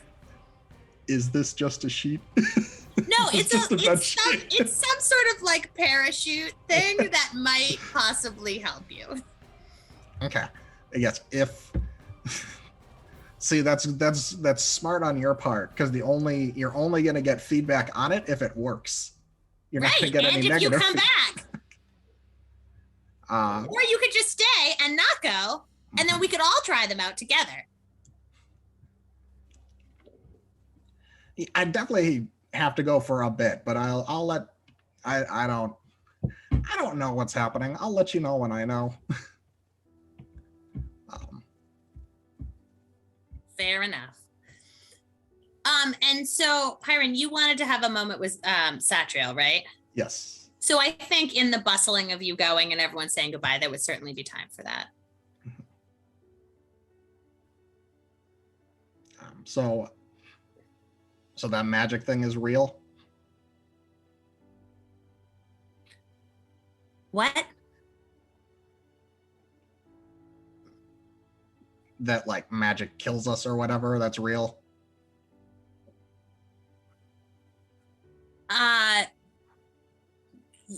Yeah, it impacts you in a different way than it does me.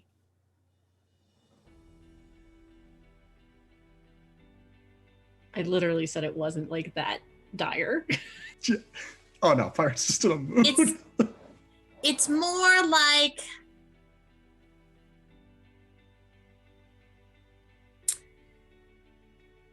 if you always stay up all night long,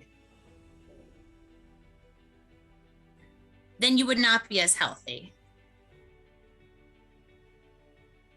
But if you only stayed up all night long every once in a while, then it would not have so much impact on you. But like the bubble is the new thing, right? Like all of this with the magic, that's how things always were before the bubble. Yes. So, but like do you see what I'm saying? Like we're all looking at, I don't know. We're all looking at it like the magic is shortening things, but like the magic was how things were, and then the bubble just stretched things out. Yes. I'm not making sense. Sorry. No, you are making sense. And I apologize truly that I was not more forthcoming about that earlier. With all of the excitement of trying to save Fen and with naming the baby, we don't spend a lot of time with live birthers. And I had sort of not thought that you would not know this. And I apologize. Okay. But it is a very small price each time, but over time it is a price. So you will have to choose when you feel it is important to use. to me, naming day of a child is a time that you would use that. Yeah, it's. So I mean, forget that because I wanted to talk to you kind of before we found out about that, but so is Sadriel also now calling Aggro Sage, or is it? We're just gonna go with it, Aggro Okay. Sage. We'll just call it Aggro Sage because it's easier. So I was wondering because like meeting like you're all good at different things here, but I feel like a lot of you all are good at like the medicine-y and nature-y things like our Sage is good at. But there's some people that aren't, and that all seems like cool and fine. Did you was it weird that say like when like your Sage is like better at fighting things and wants to do that, is that weird between you? It is always strange when you think that a child will turn out one way and they turn out a different way.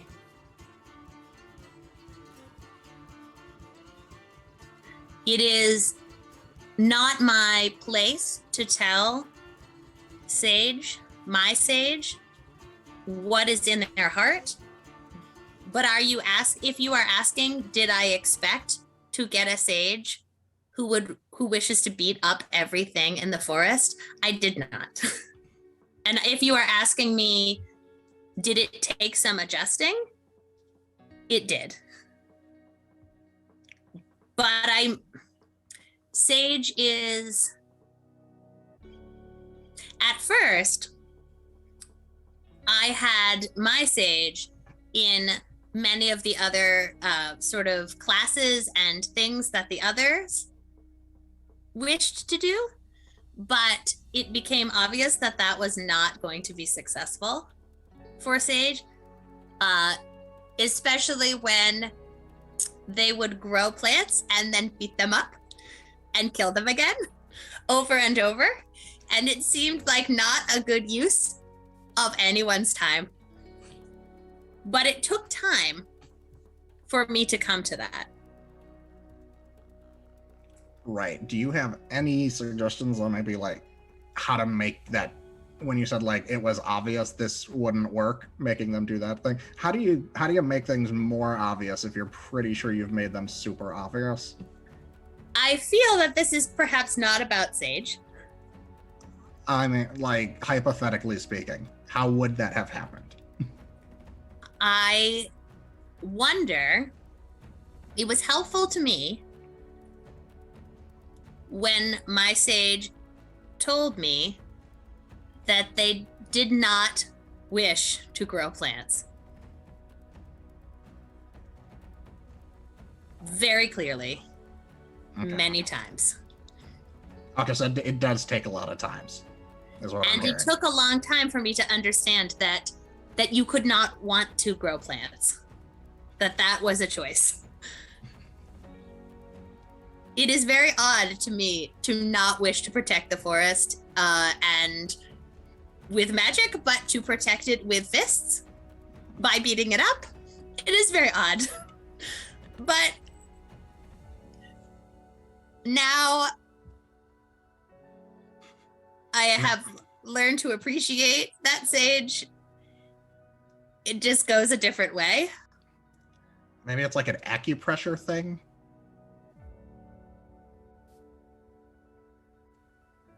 What? I'm not sure Marianne Cullinan gets that reference. Just like hit the tree, hit the Oh, forest in the right oh, spots right. to make it feel Yes, like this. It is useful to have Sage help some of our forest friends reconsider if they are feeling aggressive towards the fawn community. But it is not easy. It may not have been easy for Sage to help me understand who they are. And I am still learning that lesson. And I would imagine hypothetically, that if I were Sage, I might have felt impatient with me for not understanding them. I don't wear shoes, but some creatures wear shoes and their feet grow bigger, and sometimes it takes a long time to realize that the shoe is no longer fitting you or fits in a bad way. Do pangolins wear shoes? I don't know. I don't think so. Okay, but you know how sometimes creatures or wear clothes that do not fit quite right, I kind of get it. Yeah. and so it takes a while sometimes to realize that it is not a good fit.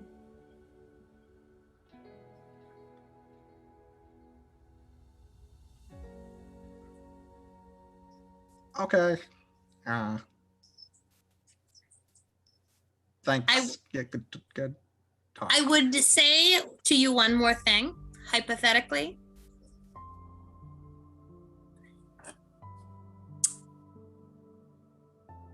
I would wish and hope that Sage well, this is not hypothetical, but I would wish and hope that Sage understands that as their parent, I want what's best for them. And what I imagine is best for them may not be what they imagine is best for them. And sometimes it takes some work to figure out where the middle is. But it is not done in a way, it is not done out of a desire to not be kind. It is done in a desire to be kind in the way, the imperfect way that I know how. And it takes time. Yeah, I think the problem is that it's when you're shifting around that bar is that not everybody splits it evenly. If that makes I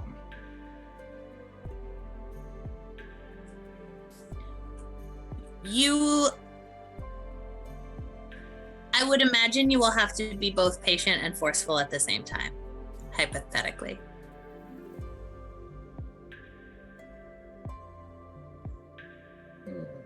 Okay. I think that you will do fine. And you will tell your parent what you need, and they will not understand at first, and you will keep trying, and they will understand. But it will take some time, and you will have to be patient. My presentation skills may be falling a bit when we get back in the bubble. So I've gotten very used to like the extra effect for emphasis, and he's like, like certain syllables are like making sparkles and shit. Right. I would imagine you may want to practice. I hate practicing things, but okay. It is time to go do it. Go belong. You're like gonna be right fine. now? Okay. Off you go. Come back later, though. Rosemary's very interested in how the parachute will work. But like it'll work, right? And When yelling over my shoulder. they've thrown themselves off of the fir tree many, many times. So I would imagine so, but I would not count on it as your only choice. It'll probably work. Just don't use it. Don't need it. Don't need exclusively it. Yeah. Cool. So I am imagining everybody is in the boat, and it sort of goes away, and everyone's like waving. Before that happens, I did want to circle back. One thing that I wanted to say in the Callie and Sage scene before we transitioned over, she was just going to add, it would be you're supposed to stare at something static. That Callie was just going to kind of look down, do the whole like tapping your index fingers together and be like, oh well, I could just stare at you then, if that's okay. I will do my best not to move. Oh, I think you could probably move a little. Okay.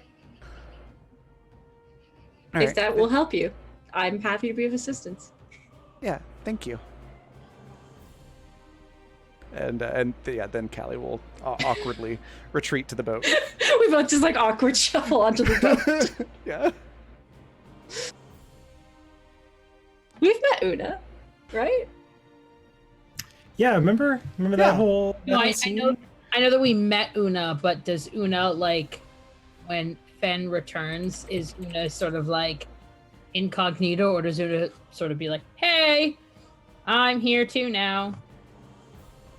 That's what I'm asking. Yeah, I mean, I think it'd be super awkward for everyone to just not acknowledge each other's presence for the entire trip. Although stranger things have happened in the world. So, yeah, I think when Fen, I mean, Una's very nervous around all of you because you have prior claim to Fen, sort of. I have a conversation. Great. Not necessarily on-screen conversation, but a way to maybe hopefully soothe Una's nerves, because Sage wants to know how Fen got healed, because I can't be the party healer if I can't heal everyone in the party. Yeah, so I love that. I love that idea of, well, let's get everybody on the boat. And then I like that idea of, like, as we go along, that maybe, like, they're chit-chatting all about it. And I'd like trying. I really like the idea that Una is trying to get you to hear the singing, but you can't really hear the singing because it's at the wrong pitch. You can see the singing, but it's not really, like, I think it's right at the edge of what you can hear. That's probably only because Sage has very good hearing. Exactly, right. And, you know, so they're, like, singing this whole little song, and you can only hear, like, every occasional note, but you can see that they're singing. They're just like fascinated, like, so how does that heal? Right. And they're sort of explaining to you how it, like, vibrated out the bad things and whatever. So, yeah, I think, so can we do a little, like, montage of pictures of, like, what it's like on the boat as you start to go down the river? Yes, let's do that. Okay, so we've got Una and Sage sort of chatting it up. You know, I think Una's got, like, a little head sort of peeking over the edge with, like, a little face, you know, so that as they're sort of swimming it along. What else is happening? Callie is sort of staying close to Sage, not unlike a sick puppy. Once in a while when Callie runs out of, like, the thing is chewed through, Sage just, like, hands her another one. Yeah, she just keeps munching on him and just staring at Sage with, it alternates between, like, the heart eyes look and the I'm staring at you so I don't get sick look, sort of back and forth. So flattering. Yeah, and then the occasional glance at Una, like, I don't have a reason to dislike you. Like you're not a bad person, but you're also, like, in this weird relationship with the person that my best friend has got a crush on. So I'm, like, not sure that I'm allowed to like you. And so she's just very confused and keeps giving Una things like confused looks, I think, is probably what it comes across as. But doesn't Bless say a whole Callie. lot. Bless Callie. I love her.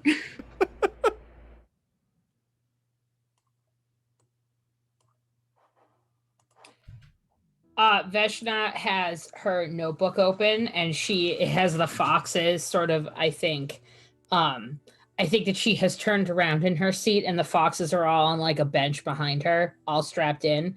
I think it's like 3 of them to, like, 1 seatbelt, because I think they want to be in fox form.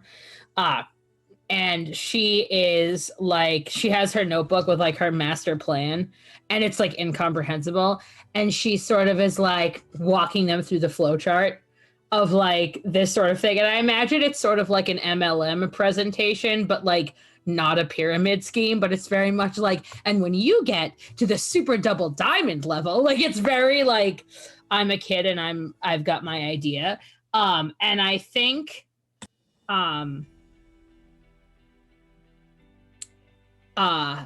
no, I can't. Never mind. When we get back and we have to say goodbye to Una, I have something for Una, but it doesn't make sense right now. So that's what Veshta is doing.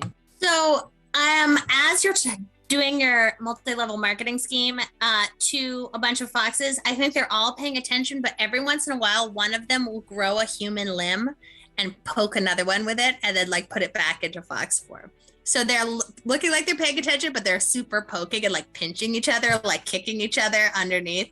And so you've got this like tiny little adorable fox with this like one arm that's like, you know, giving somebody like a wet willy or something. And they're all trying really hard to be good. But they also they love scheming. They are also foxes and they love scheming. So every time there's a new flowchart, they like stop. And they're very appreciative. Maybe occasionally they have two hands to clap, but they're trying very hard to do the right thing. What about Beckney and Lido? Did Lido? I'm sure Lido came, right? Oh yeah, no, yeah, Okay. Lido came with. I think Beckney's got it in their head that they can help like steer or push the boat a little bit because Fen is pushing, right? Is that? Did I Yeah, get that right? Ben and Una are sort Okay. of pushing it along, I think, right? Yeah. Yeah, kind of treadmilling it underneath. Okay, so I think Beckney's got it in their head that they can help.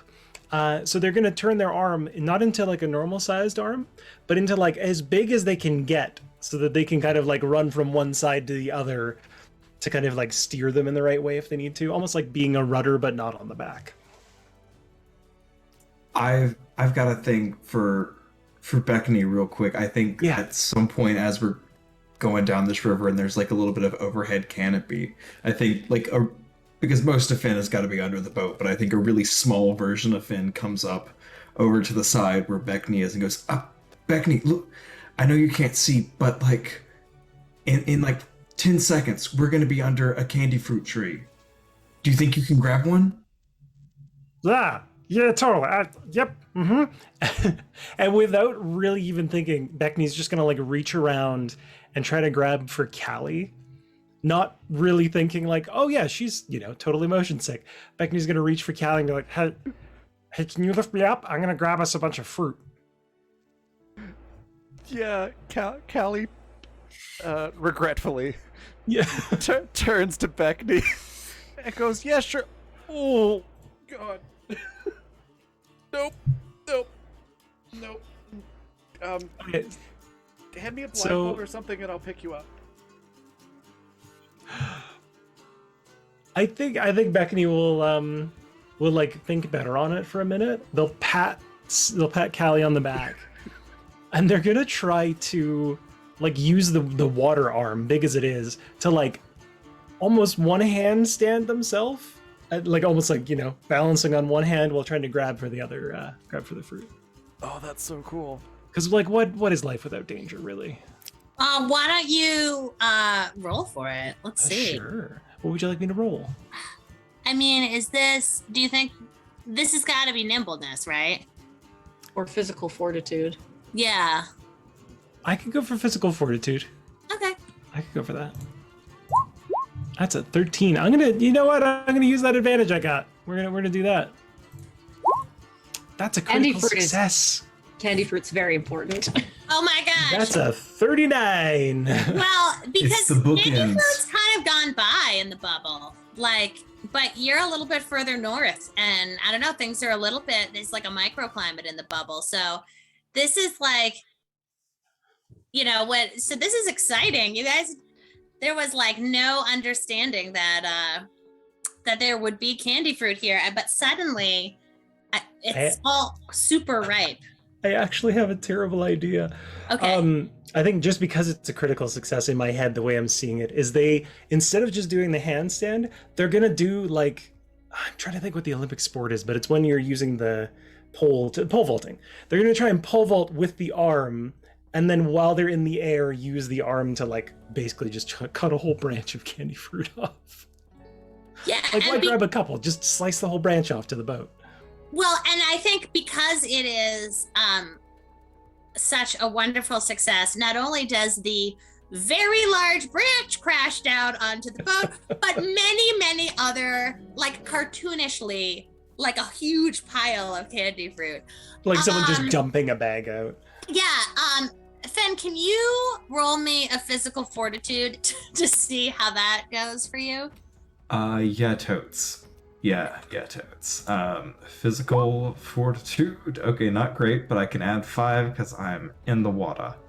Yeah, I can add 5 because I'm in the water. Where are we at here?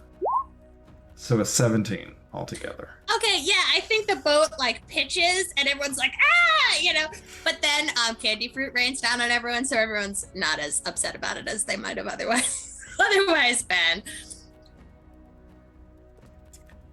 The lake man might look at each other and be like, what? Una's like, what the hell? Beckney is like hooting and hollering as they're cheering on this. They're like waving the big arm around, which is throwing their whole body around the boat. That's so good. And what about Pyron? Oh gosh, I don't even know what he's been getting up to besides just like staring pensively at the water. And being pummeled by candy fruit. Yes. Jesus. Okay. Yeah, and I think what about Fen? I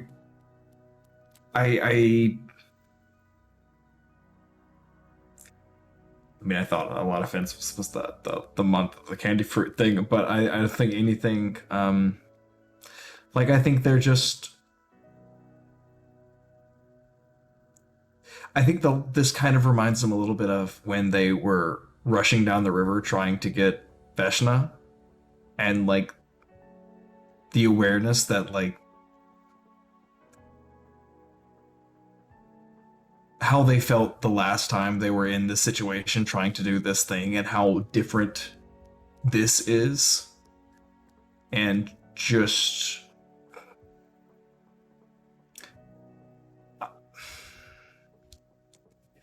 yeah, I think they're just experiencing this and just kind of having fun. I think that hearing the chatter of the folks above them, and I'm sure there's like small talk in the crashing of waves, you know, kind of going on between them and Una.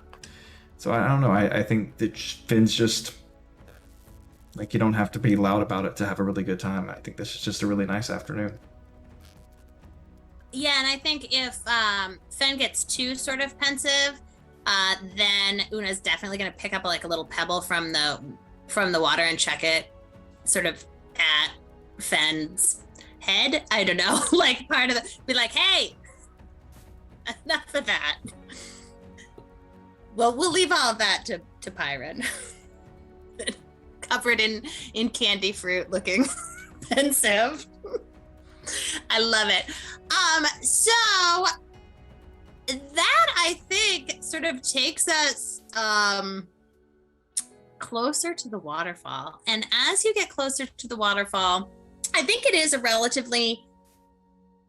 river changes quite a bit. And yeah, I think it's taken all day. And it's starting to be evening when you can hear the waterfall in the distance. And the river is picking up speed, right? It was a pretty lazy river before. And now your boat that is very filled with foxes and goblins and everyone else and a crap ton of candy fruit is starting to be picked up. And it's much harder for... you know, the chit chat that might have been going on with Una and like throwing the little pebbles and stuff, Una's like not doing that anymore. Una's like much more focused on keeping the boat. You know, it's that difference between when you're like driving and you're just chit chatting and then you're like, I have to pay attention so I make the right turn. And so when you start to hear that noise of the waterfall, what do you do? Fen, this is sort of your baby. this plan. So how do you like, are you just chucking them over the edge? Are you preparing them in any way? Does Pirate need to get his parachute ready? Like, what does Fed do? So I think this is part of the conversation that earlier in the river they're kind of having. I think that Finn is kind of trying to figure out a plan with Una, and I think Finn's idea is that one person stays under the boat to keep it level so that it doesn't like land on a side and flip or anything, and someone has to be at the bottom of the water creating something still so that it doesn't just fall into the super aerated water and get buried. So I think that it's a moment of I think it's a moment of discussing teamwork, and I think when they're trying to decide who's gonna do what, I think Finn's gonna like focus their attention back over on Una and go, well, honestly, you've done this a lot more than I have. You're a lot better at going at kind of doing this. So can I trust them to you? I think I can keep the water calm, but I think you're more experienced than me at, keeping yourself together when you go over the edge. I think we need to just shoot right over. Yeah? I think, you got to shoot right over, and then we can be underneath and we can help soften the landing. But I think that you're going to get all mixed up in the waterfall if you try to go really slow. It's going to back up. It's going to spray them. They're going to drown. Like, I don't know why they even breathe air. It's stupid. It's a lot, yeah. Okay. We'll shoot them. We can shoot them over the edge and shoot them far enough that they land in a place that's more calm. And if we're both underneath, I think that'll work.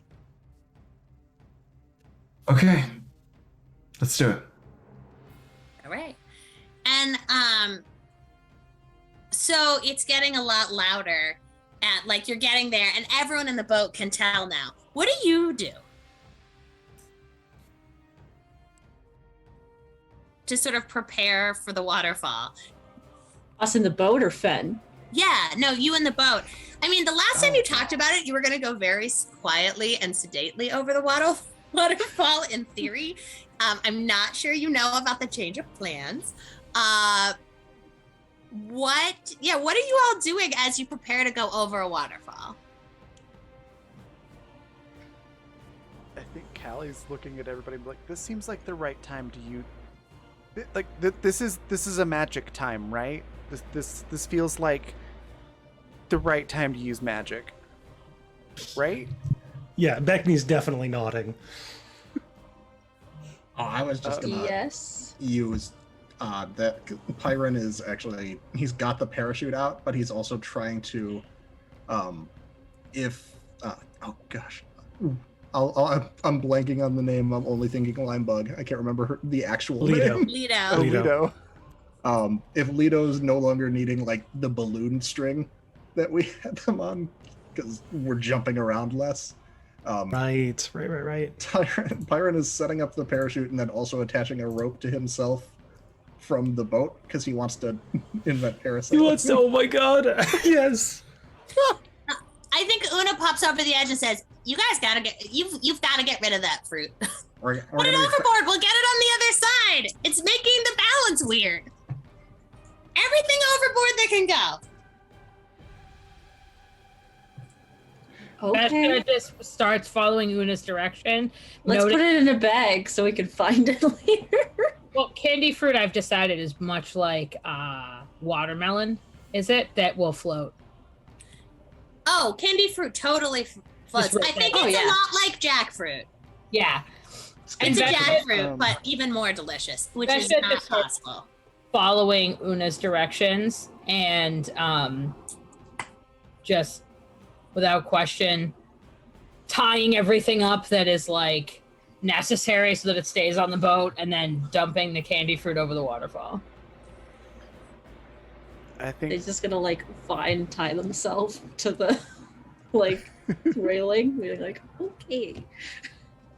I think Callie's gonna fly up and under the boat and try to not so much as like carry it down to the water as just lower its velocity so that it hits softer when it does finally get to the bottom. No, let's break it. I think Beckney's got it in their head that they can hold on better if they just turn their arm into part of the wood of the boat. Okay. Like, So- why tie yourself when you can just be one with the boat? All right. So, you're picking up speed. So, Callie, you can't probably do what you are thinking of doing yet. You're gonna have to do it when it gets airborne, right? Because as of yeah. right now, you'd be in the river. Oh, I thought we were much closer to the the edge than we are. We're Yeah, getting there. she's getting ready to do that. Yeah. Yeah, awesome. I love it. Psyching Callie's herself just, up. Just holding her arms out, ready to catch a big boat. I love this so much. So a lot of things are going to happen at once, and we are going to see how they all go. So I want everyone to do the appropriate roll for your thing. Like, whether it's staying on the boat, catching the boat, shooting the boat off of a waterfall, everybody's going to do their appropriate thing, and then we're going to resolve what it all means. All right. With that, I'm going to guessing use that- my advantage Okay. just ahead of time. This is the thing that's getting used on. I'm guessing mine would be might for this. Yeah, I for can see sure. that. Just gonna wait till everyone's. Is this going to be nimbleness or might for Finn? I think it's probably might. Okay. Right? Because we're trying to get as fast as we can, as far out, and then catch them. And Should I roll So to parasail? I don't know what to roll to parasail. Okay, roll for Mechanical parasail. engineering? You are going to roll. I could see mechanical. It could be Yeah, it's mechanical, maybe mechanical. discipline for like controlling it. Mm-hmm. I think I'm going to do physical fortitude for hanging on. Okay. And mine will be magical. I'm gonna roll this at advantage. Go ahead and take that 20. Nice. Oh man, people are doing pretty well. Looking good, everybody. So, except the foxes. Oh, Very well. And let's see how. Oh dear, I'm gonna use one of my advantages to roll again. Oh, it was 11 twice. So Oh no. we're having okay. So I can catch some foxes with some Really? plants. what? I think I rolled to sort of hold on to the foxes Okay. on the boat because Great. we were like really getting in. I was really getting them into the compensation plan and profit sharing, and that was like a really important piece. And I kind of didn't want to lose the moment. Okay, so as you're getting closer, everybody hunkers down, and all of the foxes sort of glom onto Veshna, and they are very afraid. And Una looks at Fen and is like, "All right, ready? Let's do it! It's go time! Come on! Let's see how fast we can do this." Yeah, let's do it. Here we go. And so we see the boat like just shoot off the waterfall. Well, the first thing is I like to imagine that at least one of the elders is just sort of like picking grass or something, and they like look up, and this boat like comes over through the full moon and goes down, and we've got We've got all of the foxes like fly in the air. They're all sort of like biting or holding on with like a human hand onto Veshna and everything. And if Veshna wasn't there, they'd all go flying out. I think we do get pouncing, like flying out of the boat, but sort of like maybe landing on Callie. Or like being able to like with a human arm grab onto Callie as they go by. And we I think that so Beckney, you got I got a 16. a 16, so I think you're pretty much bounced around a little bit, but you're Yeah, still like in the there. arm is fine, but the rest of me is. Yeah, so maybe you're holding on to Lido by the bracelet, and it rips off, and Lido goes flying through the air because Lido only got a 7, and goes like just chucking through the air, but with the bracelet off, is like whee, and just sort of like floats down. It's like This is like the best version of the hey, toss your child up and catch This them. is like a super good game. Yeah. Loves it. Pyron, it's not cute, but it is amazing. A sailing pangolin is not a thing that has been seen around these parts ever. I think it works pretty well. I think that you probably are like a little bit spinning behind the boat because it's not quite balanced, right? So why don't you roll physical fortitude and we'll see if you throw up. Oh god, I have another advantage, right? Yeah, I'm gonna use my other advantage to hopefully Because- get a landing. Yes, because middle schoolers would rather die than throw up in front of people. Yes. That is a fact. Alas, you still do throw up, but at least you don't throw up on everyone. It goes behind. And I'm not sure they were paying attention. And Sage, you are able to, just hold on. It is relatively uneventful not uneventful, but you were able to be like, woo! And sort of like, if for you, it's like it's like an amusement park ride. You're belted in nicely. You've got that big, like, the drop of the thing. What does Sage think about that? Sage thinks that it might be nice to go flying with Callie sometime. It's like, is this what it's like to fly? That seems kind of fun. I like this. And so I think it shoots out, and there's sort of this like wave of water underneath, and it's sort of going down very quickly, although this sort of water is like out as far as it can to sort of slow it, right? And Callie is there, and it sort of like crashes. Okay, it crashes into Callie, and Callie's head comes through the bottom of the boat. And like, but Callie, between the three of them, they're like able to really like bring it down to a kind of slow, like a gentle-ish landing into the water. And I would think that Una would make sure that the boat does not sink by sort of like forming a bubble around Callie, so that Callie's head is in the bottom of the boat, and but the boat does not sink. Yes. Then Pyron crashes into the boat, and a huge parachute comes in, and then a baby floats down, and lots of jackfruit candy fruit are floating around in the water. And you have solved my 10 out of 10. Graceful. What about, Love that. how does Callie like? I want to hear a little more from Callie. Like her reaction to what just Yeah, happened. to crashing Yeah. her head through the bottom of a boat. I also really like to imagine that maybe it's like right at Sage's feet, like not too far from Sage's feet. So Sage like looks down and there's Callie's head, like.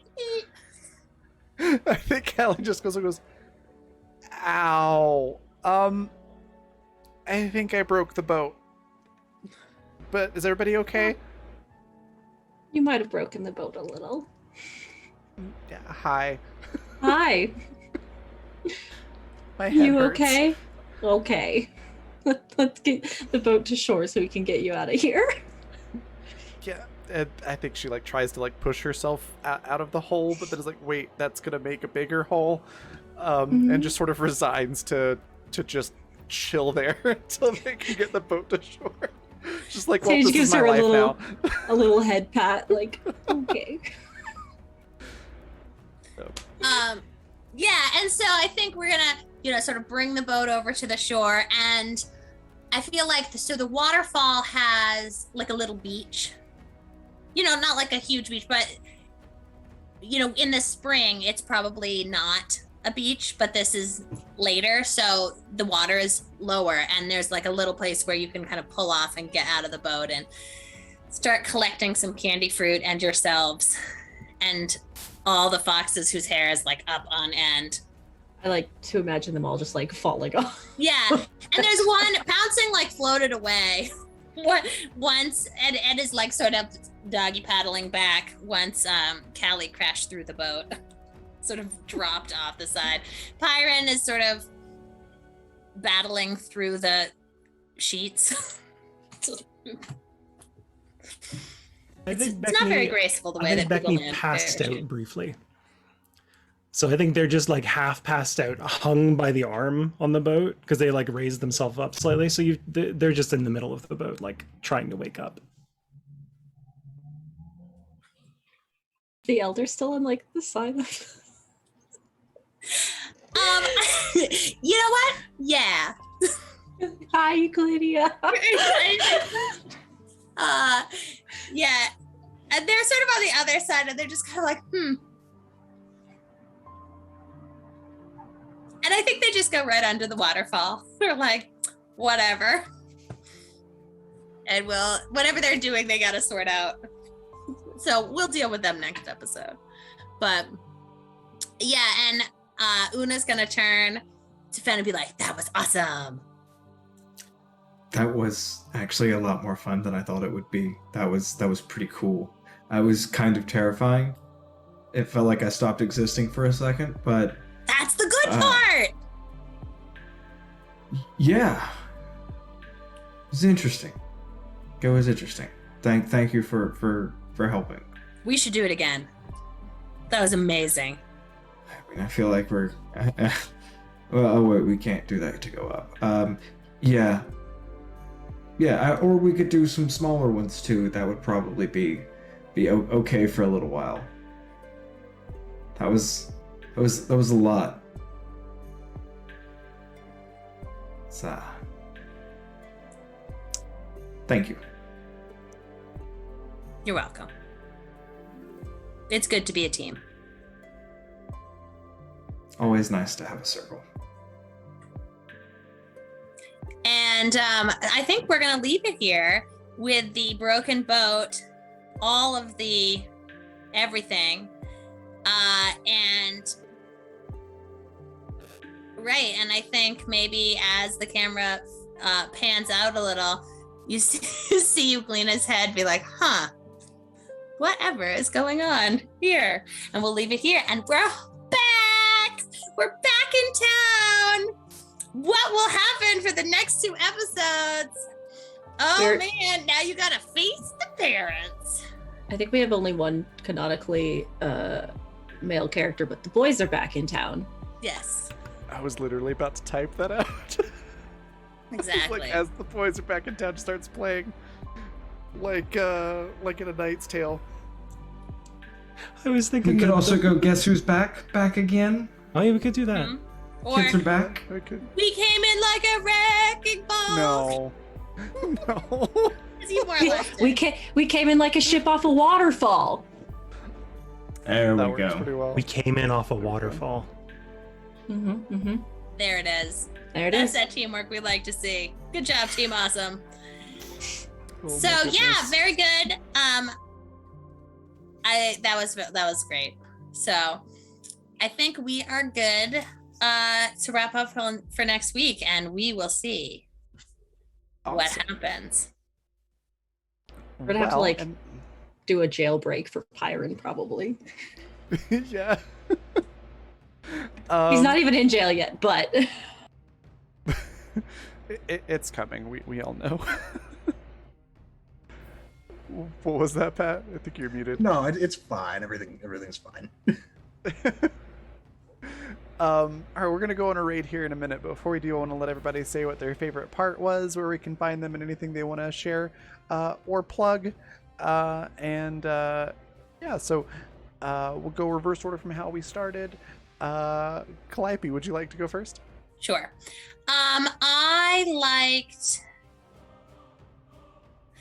really liked the part that had Pyron and Satriel. Like, I liked that a lot because we haven't gotten a lot of real-time inner workings of Pyron's brain in this show, so it was really nice to have that.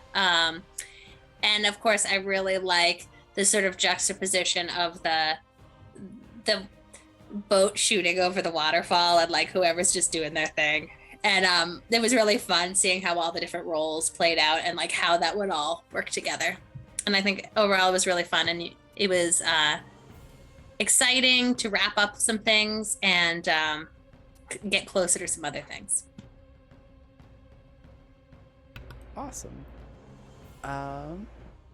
And then Hannah, favorite part, where can folks find you? Anything you want to share or plug?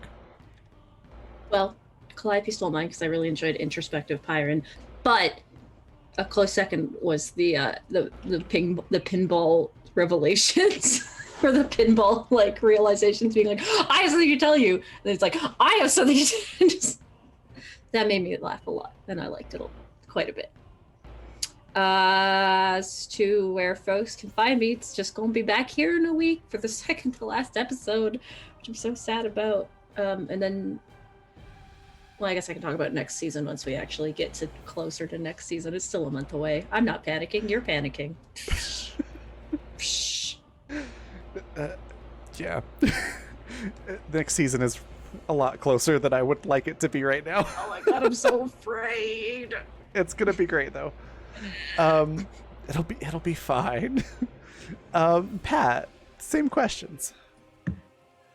Yeah, favorite part, I think it was the group reuniting and that giving the opportunity for then like Sage and Fen and Veshna to all be like, I've got plans. Let's talk about our schemes and our plans.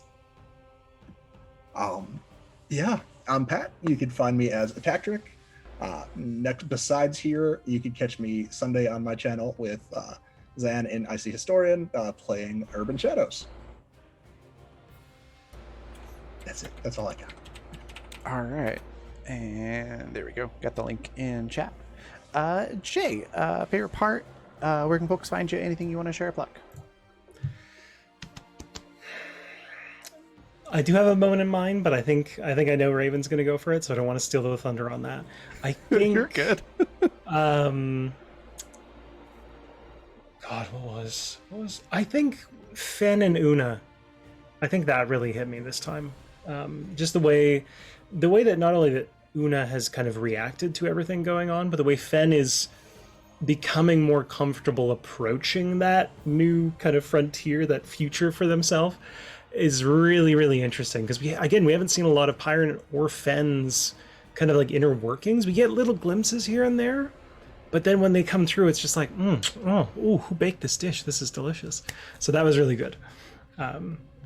As well, the fact that we all lived through the boat ride, because that's been weighing on me for a whole week.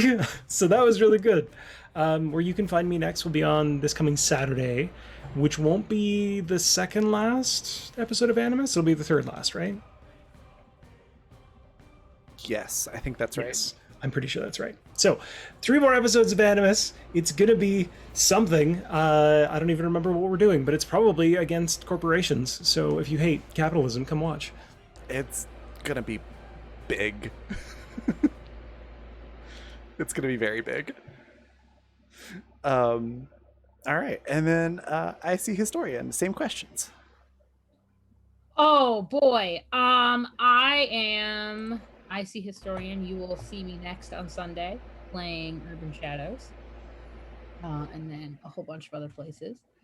Oh man, I think my favorite was the whole idea of the forward momentum back to town. I think that that's really good. I think that since like episode 4 or 5, our trajectory has been largely like figuring out what to do with this baby. And I feel like we've figured that like this is just sort of a thing that happens, and you know, we've taken on some additional responsibility. And I think that sort of thematic acceptance of responsibility and then realizing that we have other responsibilities that we have to also accept is a nice sort of thematic beginning to tie the bow up of the season. So I think I liked that. I think as a specific individual moment, I also have to give it to Pyron. I liked the sort of like, I have held in my feels for like this long, and like that sort of indignant anger that young teenagers can have when they are beginning to process that perhaps the world that they wanted is not the world that they have. And I think that that was really cool. So yeah, all good. And you can catch me the places I said before when I answered that question already. Awesome. And then Zan, favorite part, where can folks find you? Anything you want to share, plug? So favorite part, always super difficult. It's always so hard. But I think that my favorite moment was the conversation, like right at the beginning, because so many other great moments have already been said. But like the conversation at the beginning, like at the mayor's house, where it was just a little bit of like, you could tell that Pyron and Veshna were both hitting a nerve. And it was a painful conversation that needed to be had and was just being had in the wrong way at that time. And I really loved seeing the frustrated experience. It was very nice. It was very satisfying. It felt very, very real. And I'm Zan. I am a content creator and GM for a whole bunch of really awesome stuff. You can find me all over the place Tuesday and Friday mornings over on Polished Cryptid's channel for another 2 weeks here, and then after, oh goodness, for next Monday we will be doing our normal Gaming the System, with the game that is next week I forget, and on Wednesday we will also be doing a Kids on Bikes. What's the one we're doing on Monday? I don't remember, Calliope. I'm gonna find out. Okay, we're doing one on Monday, and it's going to be an awesome time. And yeah, Tuesday here, then Wednesday back again for Kids on Bikes. I am in the official Mazes, that's right. I am officially done with the beta version of the Dreaded Necromancer, so stay tuned because I'm going to start releasing some promo materials for that pretty soon. It's going to be super exciting. And on Tuesdays, you can catch me playtesting that as well. Also, I will be having some signups coming out for games and a spot to GM a game on my channel coming up here in September. So those forms are going to come out soon, and stay tuned for that because that's going to be great. That's all my stuff, all my mile-long list of things. Awesome. My favorite part. Obviously, I live for all the cute Sage Callie moments. They're amazing. So them getting reunited was really cute, and Callie being, of course, all awkwardly nervous, being like, I like you, in not so many words. But yeah, I really enjoy those moments, of course. And then my favorite moment that doesn't involve me, because I want to give more attention to other people, is oddly the same as Zan's. The conversation where we're all going back and forth, should we go back, should we not go back, and it's those are some good points, but have you considered not going back? And then if the process of getting on the same page and getting out to the raft and everything, I really enjoyed that because it felt very real. We weren't just oh yeah, this is the next quest marker, so this is where we're all gonna go. Having that little bit of debate about it, and having the party initially not start on the same page and be like, no, we have different opinions and ideas about this. I really liked the process of getting that into the direction that we ended up going. And then, of course, I have to mention also the waterfall scene. Everything about going over the waterfall was amazing. That was so much fun. So yeah, that's my favorite part. Where you can find me next. Fingers crossed that we're going to get to the Exodus finale tomorrow. We've had that whole cast is so busy right now with so many different things going on that something always seems to come up. But I think we're going to be able to get to the finale tomorrow, which will be great. Aside from that, Thursday for Elite Beskar, our Star Wars game, which is also getting into some pretty interesting, big wrapping up season stuff. So you definitely won't want to miss that. And then other things to share or plug is sponsors, which I'm going to throw the links into chat here. Fundamental RPG, it's a system that this game and some others run on the channel. It is not tied to a genre, so you can use it to tell any story or play any game style that you would like. And it's a simple D20 system. You can pick it up, read through the book, and start getting to the game, the playing, in a relatively short amount of time. So highly recommend it. It is on Amazon for the physical book. Looks like this. And there's lots of pretty art inside as well. Or if you want the PDF version, if you prefer to use it on your tablet or your phone, the website at the bottom of the screen, coffee.com/Raven, you can pick up the PDF there. Also at coffee.com/Raven, you can find Intrepid, which is adventuring gear for real life, a bunch of cool products with tabletop themes. And then also go check out Die Hard Dice at dieharddice.com. If you use the code BLACKFEATHER, all one word with a capital B, you can get 10% off of your order. They sell a bunch of really cool metal and polymer dice sets and really cool dice accessories, such as they have these satin-lined bags for storing your dice that are actually like really sturdy and really useful for carrying a few different sets. And then if you want to catch up on this show or others that we have on the channel, you can do so at the Fantasy Network for free at watch.thefantasy.network. All of our previous shows and episodes and everything are all there. The VODs are available for free.